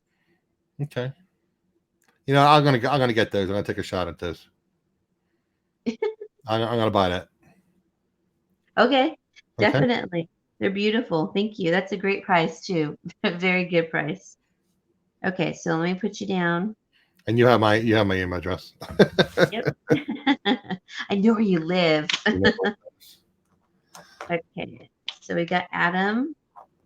You know what? I forgot to bring my stuff to write stuff down. Okay, so let me grab that really quick. Gosh, I guess I didn't bring it. Hold on. Let me grab it. So I'm either gonna resell. I'm gonna find myself a nice lady, and I'll gift them. Yeah, absolutely. I think they're beautiful. There, Hey, Jeremy, how you doing, buddy? that's just a beautiful Jeremy gift. from What the Hales is here. Jeremy, what we did, we had a little show and we discussed selling jewelry and learning a little bit about how to sell jewelry and the different types of gems. And then we're doing a little buy it now sale. So I actually just purchased a beautiful pair of zircon earrings. So I'm either going to resell them or am I going to gift them to a special lady? Okay. You're a nice lady, Susan. Well, I'm sure you are. I don't know you that well, Susan. Oh my gosh, that's funny. Hey, you're Hey, all special ladies. yeah. I guess you're going to be buying a lot of zircons. Yeah, I guess I will be. Okay, so the next one is it's the next step up. It's actually 7 millimeter round zircon. So this is like my dad's fine jewelry. And Stuff these for here are for George, by the way, Jeremy. I'm hey sorry. Vanessa. Go ahead. I'm sorry. Oh Susan. Hey, look it. You know, we gotta You're do what we married, can but do, right? nonetheless, nice. Okay. Hi, Vanessa. Okay, these are 7 millimeter rounds. So these are actually 1.5 carat each. So it's 3 carats that you're seeing that I'm going to show Okay. you. And these are actually in 14 karat white gold. So these are definitely more because it's white gold. And gold is more expensive than, of course, silver. And these are 3 carats total. These are zircons. They are 7 millimeter rounds. I mean, I don't know if you could tell the size. They're pretty big gems. Let me put it against my cabinet. Right, because you said the 3 total, so it's 1.5 per earring. Per earring. Yeah, that's right. And okay, so these were normally 150, which is a deal because these would be very expensive at like I would say the grocery store, any jewelry store or even online. But these, I think you want to buy jewelry in the grocery store parking lot. yeah, or in the bubble gum machine. Exactly. So for today, it's going to be 130 for today's sale, That's and after that, it's three not going to 3 total carats, and it's white gold. You said, right? white 14 karat white gold. They're brand new. They are 3 carats of the white zircon. And they are, I know you're seeing a blue glare. It's because of my camera and lighting, but Right. they are Yeah, clear. he's fluctuating, right? Yeah, there we go. Kim's here, Miss Kim Webster. Hello. Hi, Kim. Hi, Vanessa. Oopsie. And we'll go back to some of the earlier things too, guys. If you missed them, if you're just getting here, I know there's other lies and work and family and everything. So we'll try to rehash some of the other stuff before we end. Okay, so there's those. So that's some of the fine jewelry that you can get, but you can Yeah, sell them. nice berserk. Huh? You got me coughing all choked up here, Cinnamon. Excuse me. Let's see. Earlobes for feeling lonely. Trade the avalanche shell for the zircon. That's hilarious, Cinnamon. Oh my gosh. And by the way, if you guys saw You my could be last unmarried for those. Susan said for the 3 carats, you could be unmarried. Oh my God. Yeah. Hey, sure, why not? Okay, so let me put those away. Let's see, these are atoms. So let me put that up here. And sorry, you guys, I have not invoiced you. Kim, I got your packages out for your stocking stuffers. I don't know if you got them, but I hope you love them. I sent another one out yesterday. So hopefully you got something the other day. And I hope they love them. Okay, so the next thing is I can go back and forth, or we can do some fine jewelry, or we can go back to some vintage. It's up to you guys. I'd like to show something fine jewelry because this is a great Christmas set to Sure, give why as. don't you do that? Okay. I mean, you have a lot of the, I don't say a lot of the people, probably a third of my chat are people that you know. Why don't you show things that you feel that they would be interested in? Okay. Well, I mean, shoot, I'll show whatever. No, Anyone. I'm just saying. I mean, you would know better than I what these your customers typically Okay. buy. So I think this is a great gift for Christmas because it's a set. Barbie says, "Adam, your corny friend Ken has a nice wife." Yes, you are, Barbie. You're a very nice wife. But I'm not looking for a wife at this point. Especially not one that's already married, Barbie. Oh my gosh. That's funny. Okay, this is a full set. So it's Thai black spinel, my dad's favorite. We had a ton of Thai black spinel because he would just buy up all the Thai black spinel he could find. It's actually funny because most people aren't aware of what Thai black spinel is, but why don't you give us a 30-second description of what Thai black spinel is? Okay, so spinel comes in different colors. It can be black, it can be blue like a dark sapphire, it can be red, I believe, and I think one other color, and I don't remember what the color is, but I don't know what it is about this stone, but it's really mesmerizing. It's like this deep, milky black. It's not clear, but it's got the milkiness to it, like jadeite almost. I guess that's the best description I can put to it. So I like black spinel. My dad likes black and blue spinel. This ring, it's a set, and this one is size 7 ring, and it's a trilogy. So it has the 3 stones there. I think I bought a ring from you that was Thai black spinel. Yeah, I think you did. I probably have in a drawer behind me.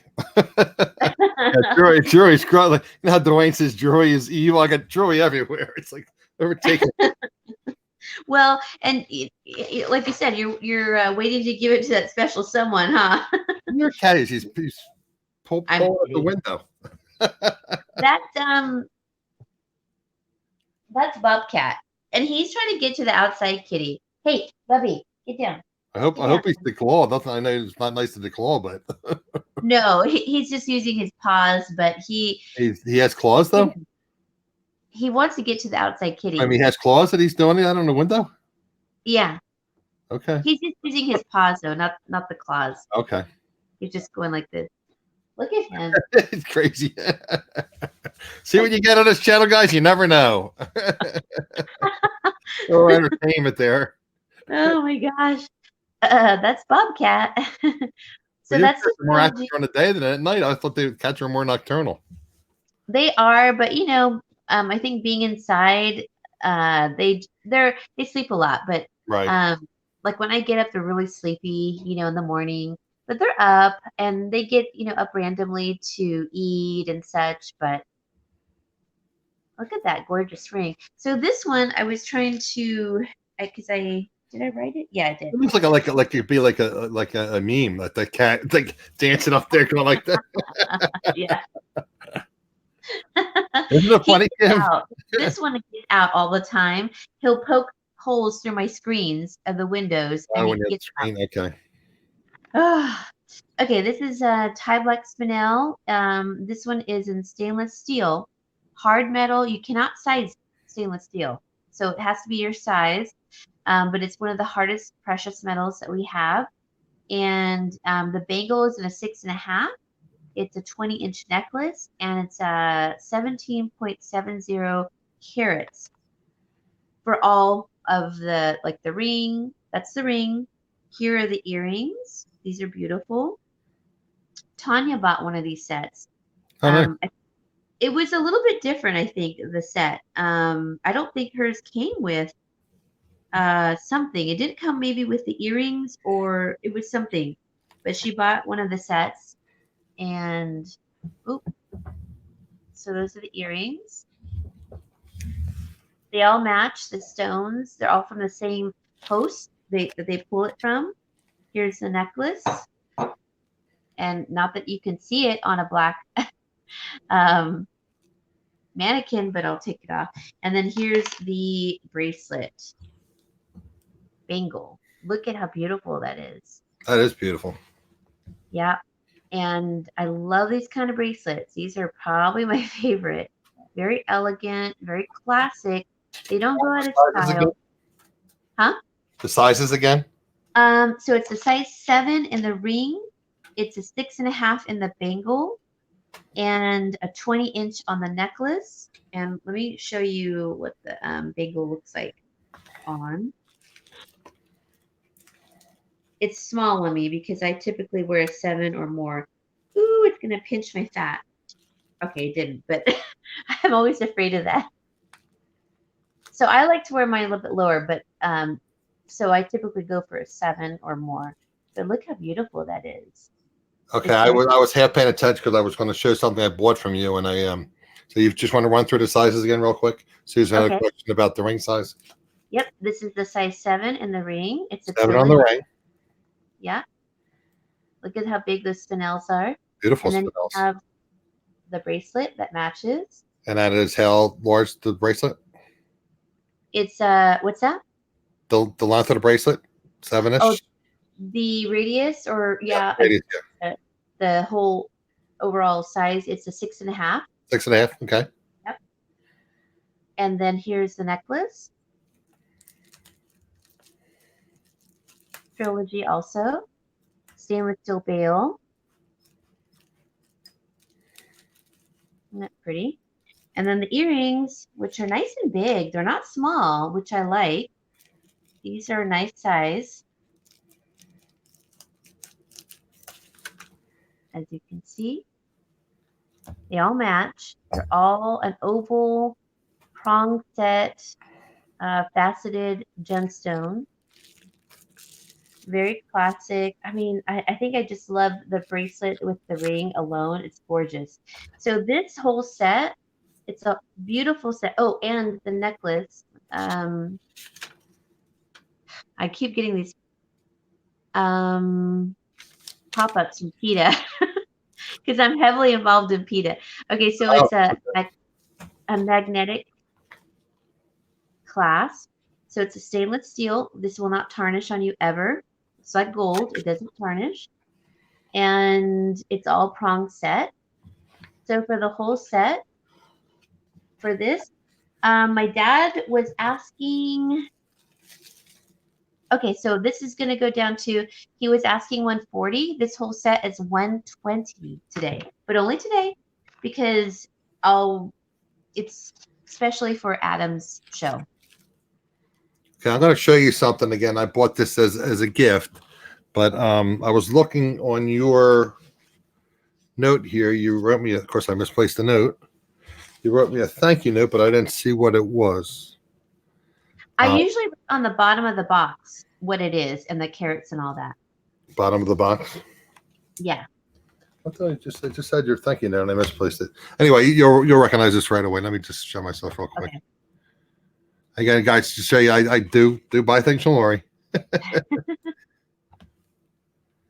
right. Can you? Mm, It was like a root beer color, and they were what kind of stones were they? that's red jasper. Red jasper, and that's the okay. Sterling silver is the Sterling fine silver. chain, and yeah, Right. and in between. Now that is, you can definitely flip that for sure for a lot more. Right. Well, originally I bought this as a gift. Now I don't know, and I bought something else as a gift for that person. So I buy all these different auctions. It's like, okay, I get that as a gift. I like it this as a gift. It's like I'm thinking, this is really nice. Maybe I should sell this. If I Yeah, would fit me as a guy, I would wear it, but obviously it's not gonna fit on my neck. you could definitely make money on that one for sure. Yeah, definitely. Okay, so this set, like I said, 120. I mean, if you break it down between the four pieces, I mean, look how many stones. I think it's 7 on the bracelet. I mute 7 myself, guys, so I typically is don't know you want to repackage this, so I'm gonna mute myself. 7. You'll typically have on bracelets, they can consider 7 as the lucky number. So 7 will usually be on a typical bracelet like this, especially if it's in an Asian country. 7 is a big number. Um, so then you have the trilogy of the ring and the necklace, and then you have the earrings that match. It's all from the same host, 120. So it's like basically 4 pieces for 120. If you divide that by 4, it's a pretty good price, especially this beautiful bangle. I love it. So beautiful. And it has embossing. I don't know if you can see the embossing up pretty on the side of the band. It's really beautiful. Very classic. I love it.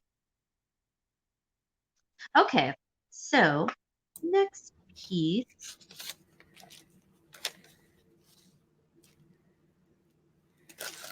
Thank you. Thank you. Thank you. Uh-oh, now it's stuck on me.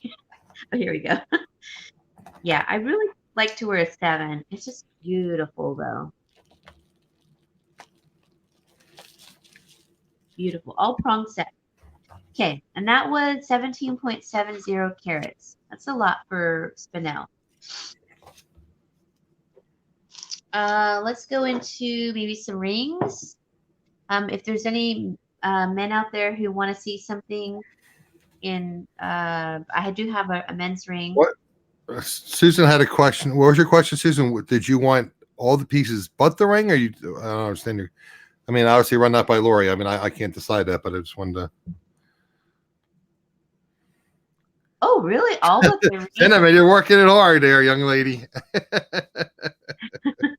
I'm surprised. I mean, I would think the ring would be the most popular. Um, well, I guess, I mean, I would really like to sell it as a set. I can definitely ask, if no one is interested by the end of this show, then I can ask my dad, would he be willing to separate it? Because Spinel definitely sells, so it probably wouldn't be a problem. So I Okay, can Susan, definitely make ask sure him. you email Lauri, and then if her dad approves it, then you guys can work something out offline. Yeah. I mean, that's not the first time we've been asked to separate a set. And I usually think, oh, my dad's not going to go for it. But typically he will sometimes. Uh, So the ring's although, too small, right? yeah, it's just a beautiful set, though. I mean, really, it's a truly gorgeous set. Hello, Adam, Lori. Hi, Vintage Treasure, or Treasured Vintage. Sorry, Angie. Oh, it's Angie. Hey, Angie. Been missing you, Angie. Glad you were able to stop by. Okay. Here is a men's ring in Thai spinel. And oh, it's gorgeous. It's a checkerboard cut. So what do they call it? Yeah, it's checkerboard, or they call it harlequin cut. Okay. And it looks like a class ring almost, but it's not, obviously. But it has like No, some it's just like Nordic, a college ring, or yeah. really pretty. It's a size 9. So I would think this would be a nice men's ring for their pinky, probably. Yeah, an average size man pinky's ring, right? Yeah, I think that would be a beautiful men's ring for a pinky. I think my pinky's like an 11 or 12, but obviously I'm not an average size man. And it is stainless steel. It is oxidized, so you can see the reliefs on there and the hieroglyphics. It's of Nordic design, and I think it's supposed to be like all the different signs are around the bezel of stone. I don't know if you could see that. They're all the different signs, you know, like Pisces and such, Virgo, Cancer. I believe that's what that is, but it's in a Nordic. Um, it's not the actual signs; it's their insignia for the sign. I Right. think. Yeah. Susan, she said it's a pinky ring size and size 9. Yeah. Yeah. Anyways, so this one's stainless 'Cause steel. back in the day, I was like a size 11 for my ring finger, but now with all my health issues, I'm like a 13 and a half or 14. I call it water weight. But I would say an average man's ring. What would you say an average man's ring size is probably like 10 or 11? Yeah, I'd say 10 or 11, sometimes 12. 12 is Say 10 to typically, 12, right? Almost like yeah. shoe sizes. Most men's shoes were 10 to 12 in shoes. Yep, exactly. 10 on the smaller side, 12 and again, I'm a size 15 or 16, so don't go by me. So I don't know if you can see the cut on the stone in the camera, but it is a checkerboard on the Getting a little stone. bit of the got a little bit of the reflection, right? Okay, so this one is actually only $40. It is stainless steel, but it's a big, chunky ring, and That it's would be a nice pinky ring for a man. Like I said, in stainless, you don't have to worry about it discoloring or being damaged or anything. right. It's not going to get dinged up Right, because it's stainless steel. right. It's one of the hardest metals that are, you know, that we have in besides what's that other one? Um, what is it called? I think it starts with an L. And a lot of people go crazy for that, but you know, I mean, stainless is just more affordable in my opinion. So that one's 40. And George was a size 22 shoe. what? She says, "Where's the size 22?" I'm assuming a shoe, not a ring. Oh yeah. Wow. That's I used to be a size 14 for the longest time, Cinnamon, and then I was working retail, unfortunately, for a lot of years on cement. Then I had some health issues, so I went from a 14 extra wide to like a 16 4E. My feet basically just flattened out from that pounding for 4 or all 5 these years. years. Yeah. Yep. I worked retail too. Right. And then I I had was on, foot. the only time I was off my feet was lunch. I was on cement. I mean, it was a cement floor, cement warehouse, cement upstairs, cement everywhere. Oh my God, that's And hard. they wouldn't let us sit down. So anytime I sat down was on my lunch break. Oops. Oh, what did I do? Here we go. Okay. 22-inch ring. Wow. Wow. Okay, this one is a Mozambique. It's an African garnet, and you can tell African garnets, they are very dark, a lot darker. There's a rhodolite. They are lighter. These are darker. And I don't know if you could see how dark that is. It's really beautiful. It I looks love almost like garnet. between like a ruby color and like a root beer. But Right. the light keeps changing. Your camera keeps changing. Yeah. I know. I'm wondering if there we go. It looks really yellow. Like my hands look really Right, yellow. you're There we right. The yellow, the normal color, and then they go back to yellow, and they're back to yellow again. Yeah, let me cover the light. Maybe that'll help. Okay, well, it is what it is, I suppose. But Right. this one is has two teardrops, one on each side of the main prong set stone. They're all prong set, and this one is. Oh, where did I put that other one? I'm sorry, I made a mistake. That men's ring, it's actually this one is a lab created black sapphire. Sorry, black sapphire, not black spinel. I just read my own notes. Lab created black sapphire, which is actually more expensive, but it's still 40. Okay, this one is the Mozambique garnet. It's a trilogy. It's in sterling silver. By the way, all of my dad's new jewelry like this is all nickel free. So if you're allergic to nickel, and it's a size 6. It's 2.40 carats.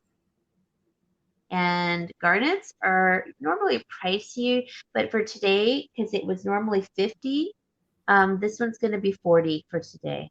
And it That's a has great price if you beautiful, have somebody can wear a size 6, right? yeah, beautiful embossing. I don't know if you can Beautiful see piece. Yep. the embossing around the teardrop. Very I want dainty is probably the word wrong adjective, but kind of Very feminine. It's feminine. very Feminine. feminine. Thank Yeah. That's it. Yep. Let's see. Very feminine. So only $40. That's pretty good. You can't go into any store to get that, or Oh probably no, even. I mean, I'm sure some fashion jewelry is $40. Yeah, I mean, I've sold like some Trifari for Yes, 40. exactly. Yeah. This is actually real gemstones. They are beautiful African garnets, and then they have gorgeous embossing all around all of the stones. I don't know if you could see it, but it's like gives it that 1930s heirloom look to it. What were you saying? Document camera? I don't know what that is. Cinnamon. Man, the document camera Sandy is using is fantastic, clear focus, and truer colors. Oh, really? I think it's where, because I have a light off to the side, and that's throwing me off. A lot of it's lighting. Yeah, a lot of it's lighting. Let me turn this a bit. I don't know if that's worse. Oh, wait a minute. That might be worse. And eventually, I think I showed you guys I had purchased a mirrorless camera. I'm not trying to go to the mirrorless camera, but I have to buy I have to buy software. I have to buy a device. And then even with streaming on StreamYard, it degrades the picture anyway. So I'll probably start that around the beginning of the year. I'll start streaming with the camera and the software and the device. And then I'm hoping late next year I'll probably end up purchasing the software that's very, very expensive and start streaming on that software. So the Yeah. picture will be 20 times better.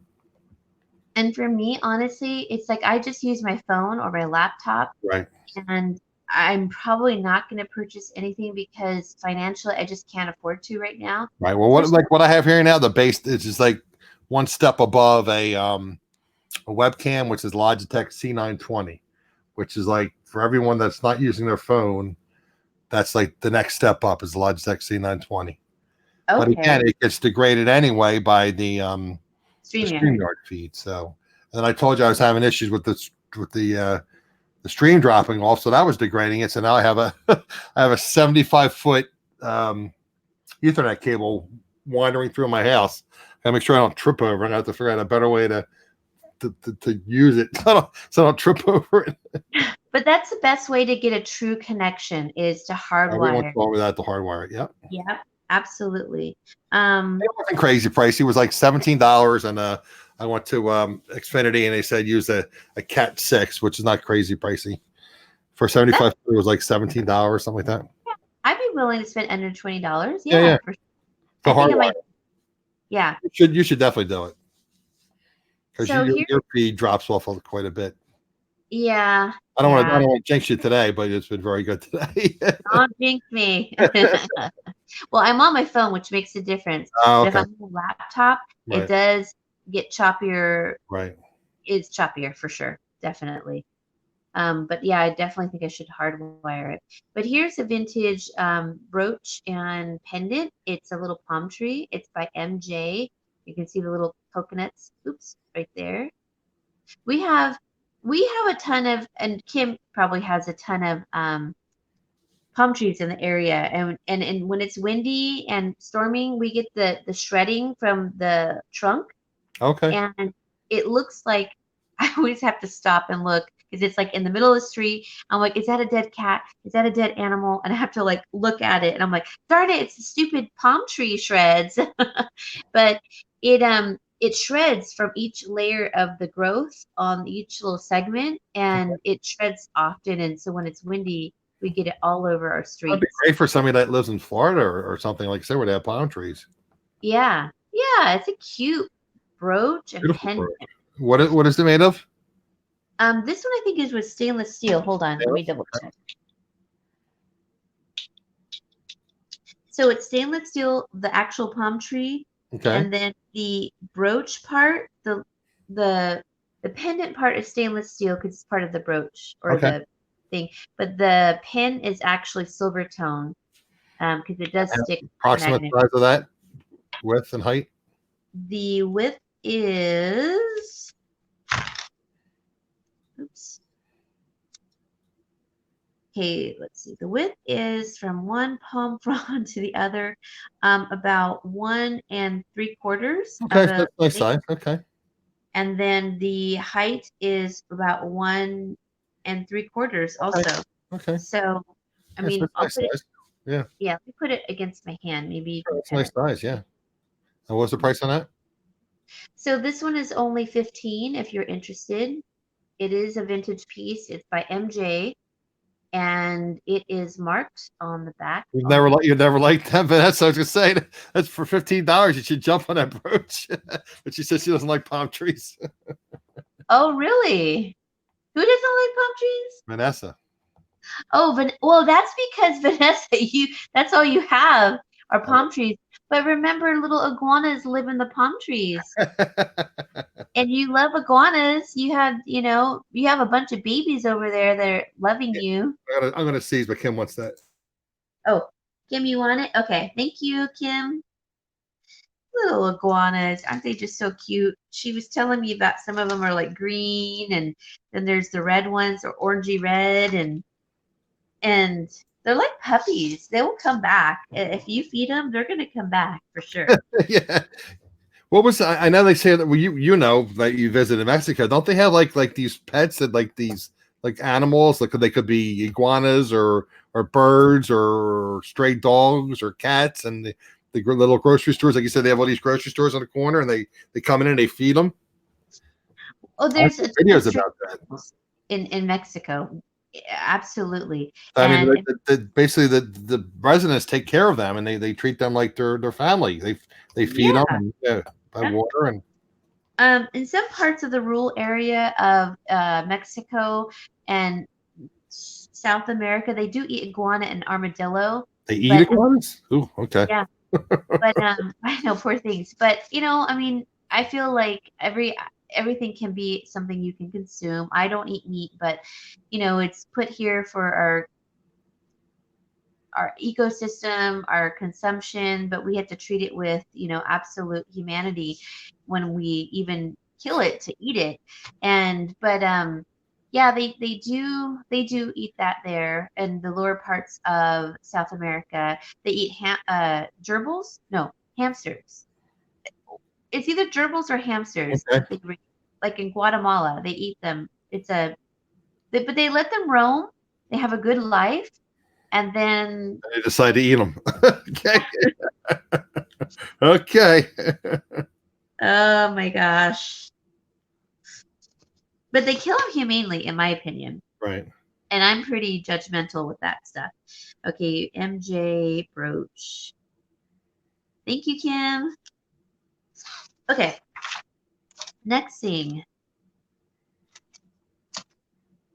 is, sorry, I have things kind of scattered all over, actually.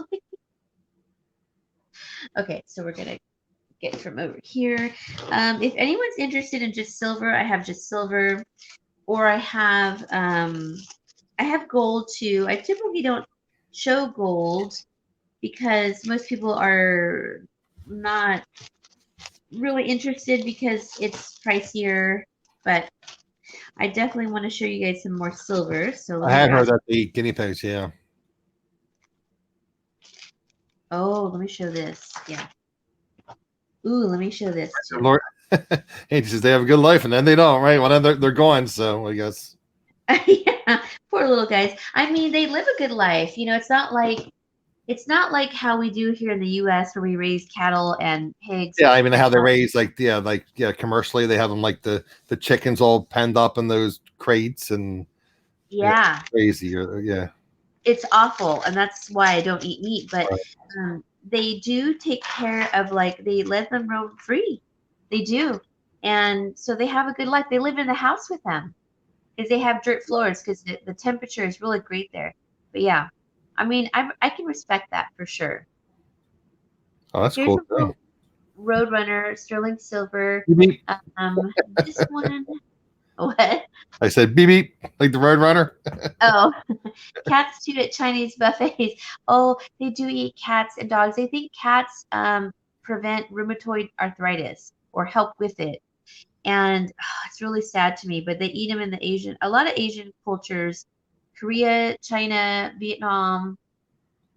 Um, yeah, and so it is really sad to me. And they do eat dog too, and they have slaughterhouses for. It's so sad. I don't even want to talk about it, but if they did it humanely, I'd be okay with it. Right. Anything humanely, right? But it's not, and that's my problem. But on a happier note, we have the Roadrunner, and this is a Sleeping Beauty in the eye. It is this is a sawtooth, as small as it is. Hold on, let me double check. I believe it's a sawtooth. Yep, prongs or setting sawtooth on the bezel of the eye, which is my favorite. Oop, wrong way. There we go. Right there. And so it has Native American markings, which I love on this. Really pretty etching on it. Look at that. Crystal has a Road Runner that hangs out in her front yard. What? Crystal lives in Las Vegas. She has a Road Runner that hangs out in her front yard. Oh, how cute. How adorable. We get quails sometimes. Anyways, that's the back. It's pretty thick, silver. Oops. And this one is 30. If anyone is interested, it's $30. Let me loop it back. There we go. Very excellent shape. And the size, in case you are wondering, is, the length is from beak to tail is almost 2 1/4.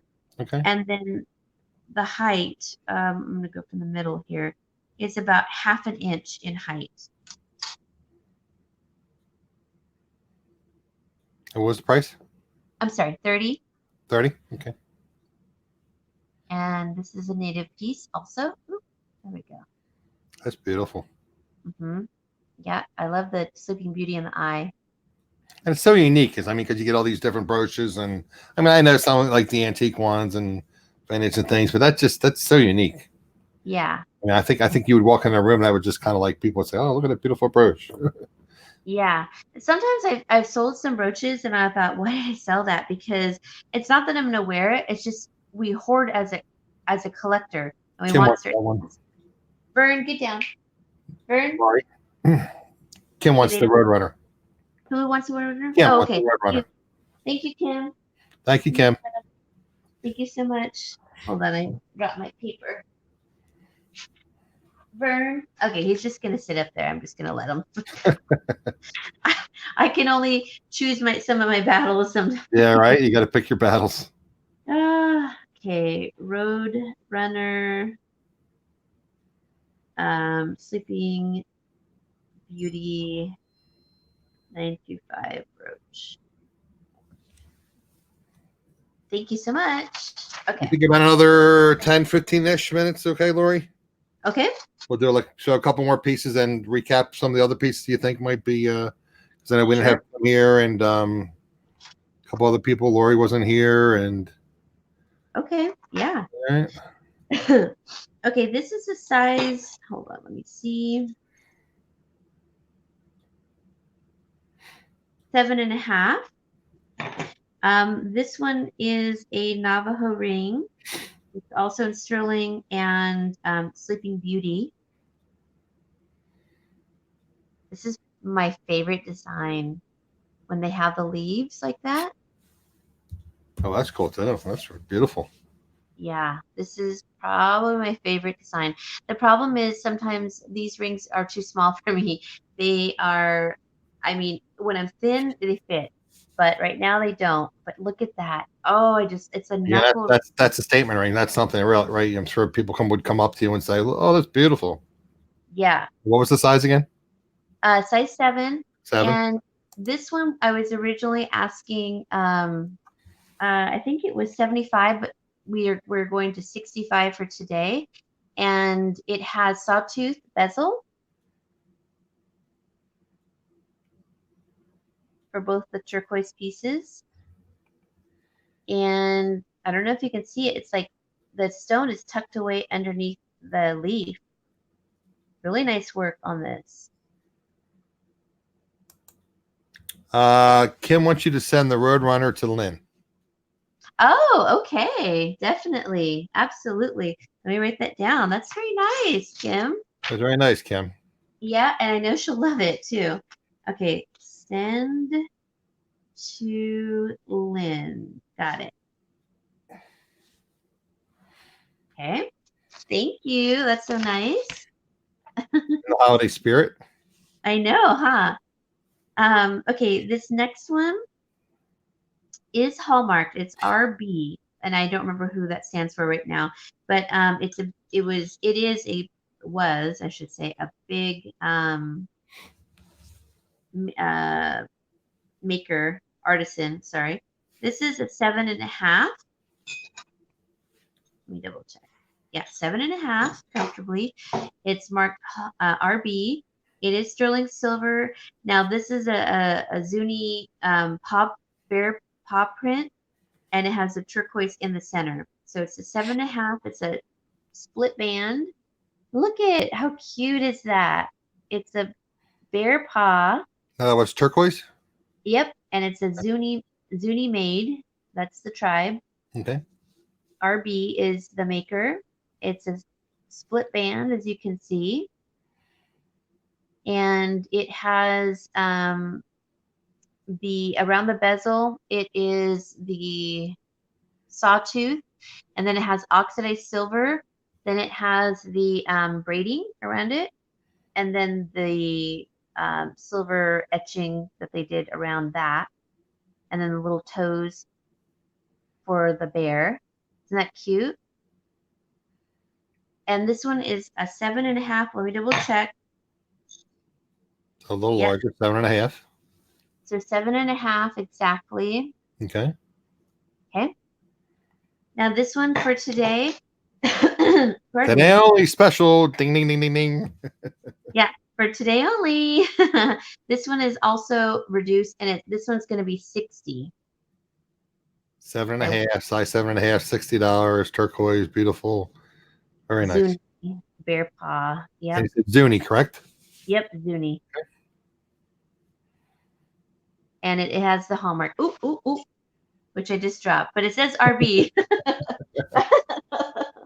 Now I don't know where it went, so no, it's over here. I just can't reach it, but that one is 60. Yeah. Okay, so that was 60, size 7.5, Zuni, turquoise. Yeah. And let's see. Let's show this pretty necklace. This is the 925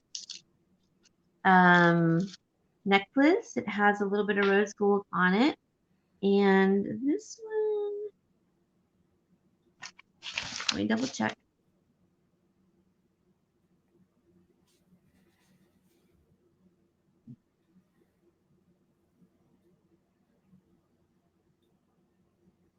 Yeah, I wanted to make sure it wasn't the 999 because I kept confusing these two necklaces I had. One was 999, which is a pure silver, and then this one, and it looked very similar. This is 925, but it is a 925 very thick and heavy chain necklace, and it has a little bit of rose gold and some little diamonds on the pendant.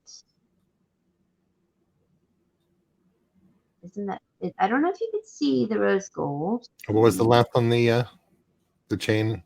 The length, let me double check. Can you see the rose gold? Yes. And then on the pendant, there's little diamond chips. They're actually not They're actually diamond chips? They're not chips. They're actual diamonds, and they are all prong set. Oh, geez. So, yeah. I mean, I don't know if you can see it, but they're all prong set, every single one. So chips typically are just they're completed. I mean, there's nothing missing, right? Yeah. Nope, nothing missing. Okay.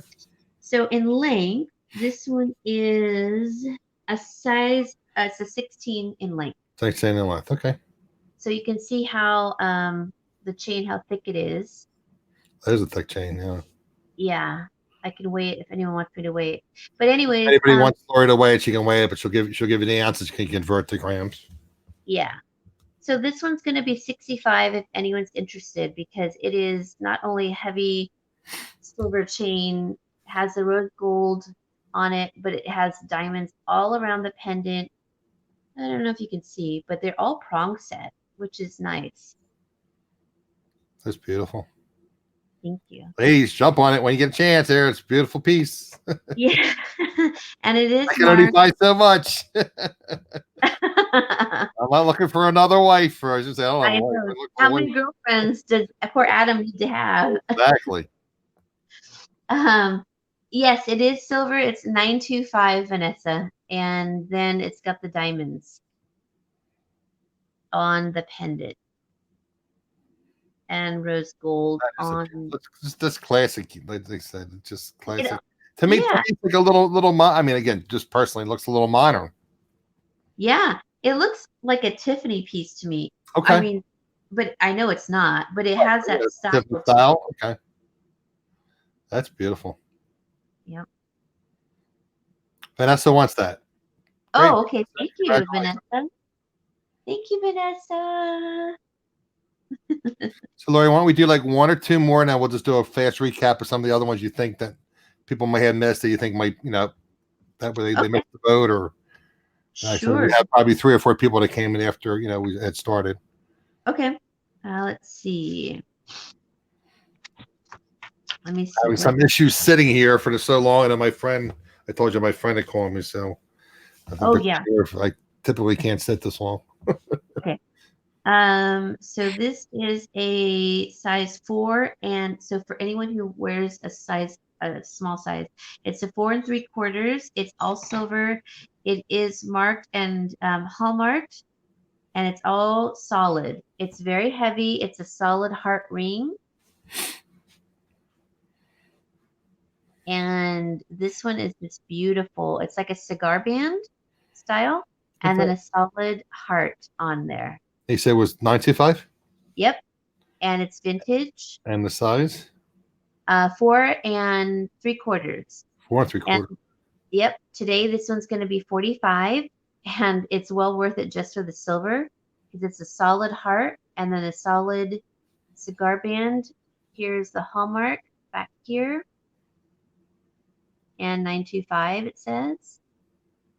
And you can see how thick the band is, and then of course the heart. So there you go.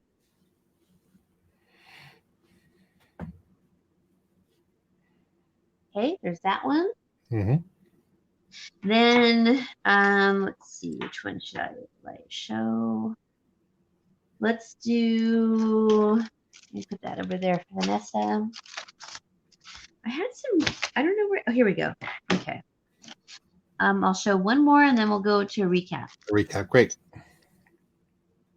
Again, ladies and gentlemen, if there are any gentlemen here, thanks for joining us. I appreciate you guys hanging with us. And again, Lauri's both her channels. I think at this point, everyone pretty much knows Lauri, but if you guys, anyone's watching a replay or whatever, Lauri's both of her channels are in the description. So I'd appreciate if you guys check out her channel. And again, she runs auctions typically once or twice a week, and I guess more frequently this time of year with the holidays. Yeah. And you're not working your other jobs, so I guess you run them more frequently. Right. And they are buy it nails, which is nice. You don't have to get involved. Well, auctions are nice too, but Lauri typically does buy it nails, although you said you will be doing an auction in the future. Yes, I'll do one to see how it goes. It's a test. It's a test run, and it's going to be a full show of auction only, which makes me nervous, but I'm doing it. I've set aside. I don't have a problem doing these maybe, once every 6-8 weeks with Lauri if she wants to do them during the day. Yeah, absolutely. For sure. So this is a size 7. It is a vintage ring. It has onyx that's inlaid inside, not inlaid, but the bezel is covering and flat. It's all smooth on the top. So it is marks 925, and I don't think it has a hallmark, but I think, what did I? Yeah, it just says 925. I couldn't see a Hallmark inside the ring. Anyways, this is a very heavy ring, also very nicely made. It's braiding on the side, then it has the braiding underneath the bezel. It's got a high modern bezel that holds the onyx, size 7, and this one is going to be $40 for today. Isn't that pretty? And yes, that's Garage Kitty on my counter looking out the Garage Kitty. window. Next, I Garage get Kitty's been hanging out in the here. catio. Yeah, they haven't gone into the catio yet. I've been trying to get them in, all of them in there at once, but it's a process.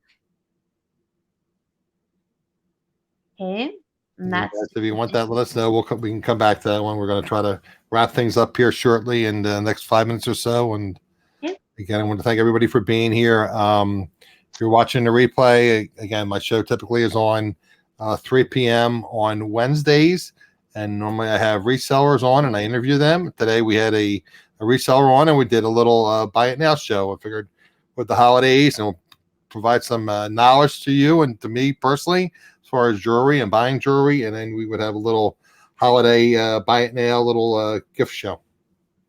Yeah, Mixed it up I'll a show little you bit. my stockings also because that's one thing I will have more of. I don't have any more of the Christmas. Okay, and then we'll have your email address. I'll put your email address in the description later.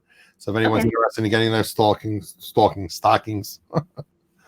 Yeah, stocking stuffers. Okay.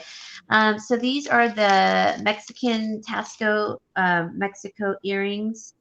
Oops. And here they are. They are diamond etched. They are from Tasco, Mexico. They're Hallmark. So that's the etching. It's called the diamond etching. They're dangles. They're very thick, as you can see. It says TM-92, I think. Yeah, 92 Sterling. That was Tasco, Mexico, right? Mhm. Yep, and then 925 Mexico. Okay. So these were $30 if anyone's interested. Okay. They're very thick. And again, guys, for whatever reason, again, if you're interested, buy it now. But again, I'll have Lauri's email address. For whatever reason, if you're watching this later and you're interested, just email Lauri if it's still available, and she'll let you know. Yep. She wants to see kind of a size. Put it up to your ear, Lauri. Vanessa does. Oh.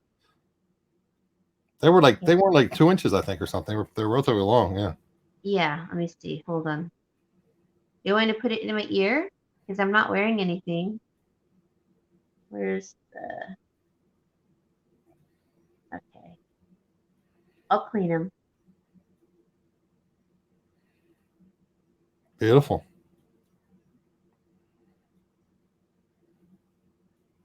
Dingle, dingle, dingle. Yeah, they're really little pretty. Christmas carol, Jingle Bell, Jingle Bell Rock. Yeah, I love that song too. Yeah, really pretty and classic for Mexican silver. I love it. These are Tasco, and then they have the Hallmark on the back too. Price again? 30. I'm sorry. $30, Vanessa.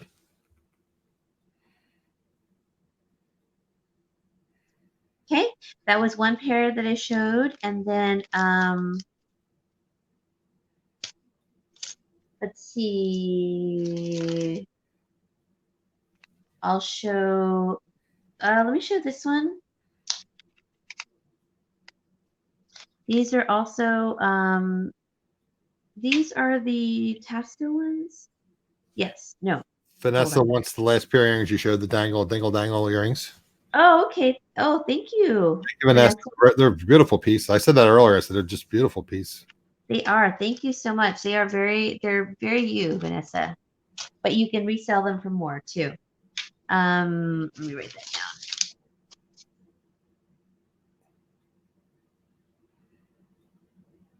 down. And that was the... Oh, I forgot to write down the necklace. Okay, and then the earrings, Tasco. Angle earring. Got it. Thank you so much. Okay, thank you.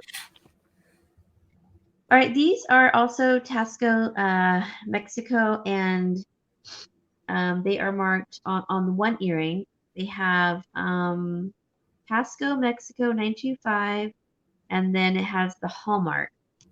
So this is the back of the one right here. Oops, on the other side, there, all the info. They are clips. These are early 50s, and the other earring does not have the marking on the back, but it is the same earring. So they're sterling silver, they are clipped, and it's inlaid abalone. And the Indian native is kneeling with his headdress, offering a bowl up to, the gods, um, or whomever. Now, I have seen some of these on eBay, but they're mainly women and they're a different design. So, but these are 30 if anyone's interested, and it's beautiful inlaid abalone. Hold on, let me see. I'm getting a lot of glare. Okay, here we go. You can see the steam coming from the bowl. That's the offering. Really nice. Okay. That's the last two. Is a recap? You want me to recap one more or no? Yeah, recap one more, then we'll wrap it up. Okay.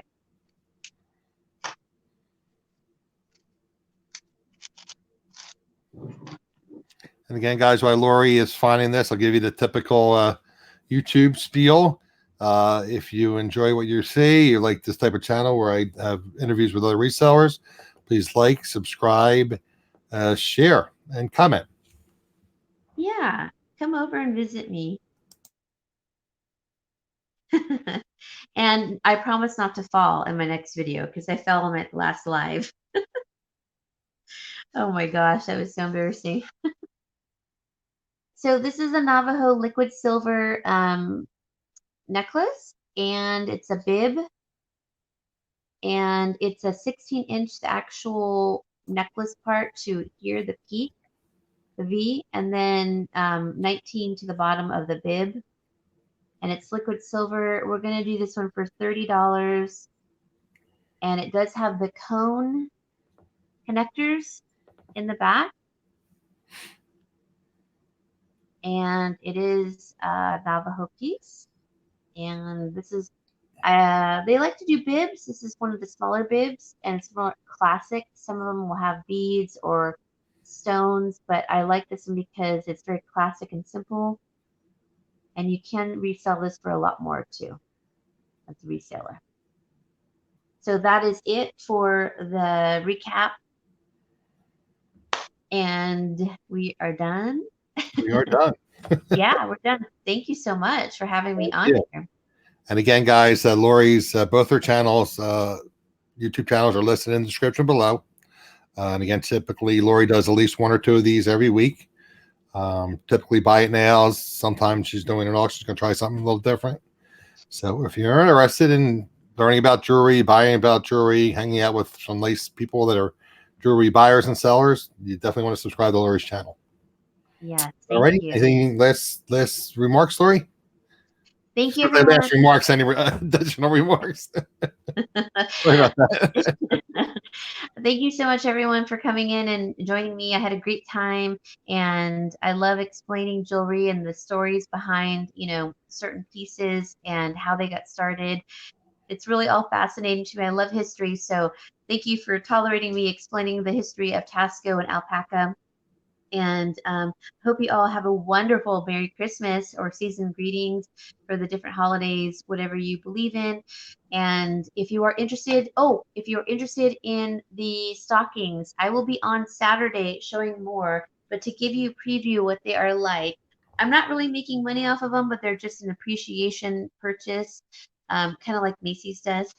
Let me grab one so you can see. Hold on. Because I will have a few more. Thank you, Sandy. It's good around it too, because my allergies are really acting up. I'm starting to cough a lot. So it's not going on coughing when I'm on YouTube. So Okay. Okay, so this one has actually already been purchased, but just to give you an idea, This is my dear friend Pat's. So they come in a sheath. It's like a plastic goodie bag to keep everything in. It's a cute little Santa's cap. And it is a piece of jewelry on a card. This is stainless, I believe, and purple chalcedony, cat's eye, a bracelet, and then I just sealed it with a little Christmas sticker. And then I made homemade soaps, nothing with essential oil because I don't believe in them, but these are made from spices and cinnamon, like nutmeg. This one is a pumpkin spice, and then I have a winter spice. It's a little candy cane, and it's breathable in the package. I thought of everything because I was an ex-science major, and it needs to breathe. And then you'll get like a little lip gloss. These are cruelty-free, not tested on animals. And then there's a variety of candy at the bottom. So I'll just show you. So, you know, your normal mix, peppermint patties, butterscotch. I love these. The strawberry ones. These are my favorite after dinner mints. They're peppermint puffs by Redbird. And then this is, I think this one's a caramel kiss. So that is in the bottom. And then it's a cutlery holder. So when you set your table, you put your cutlery in it and it holds your cutlery. I thought that was cute. Crystal wants to know how to, if she's interested, just contact you via email, correct? Yes. Yep. And her email is right on the screen there on the banner, Crystal, and I will be putting it in the description.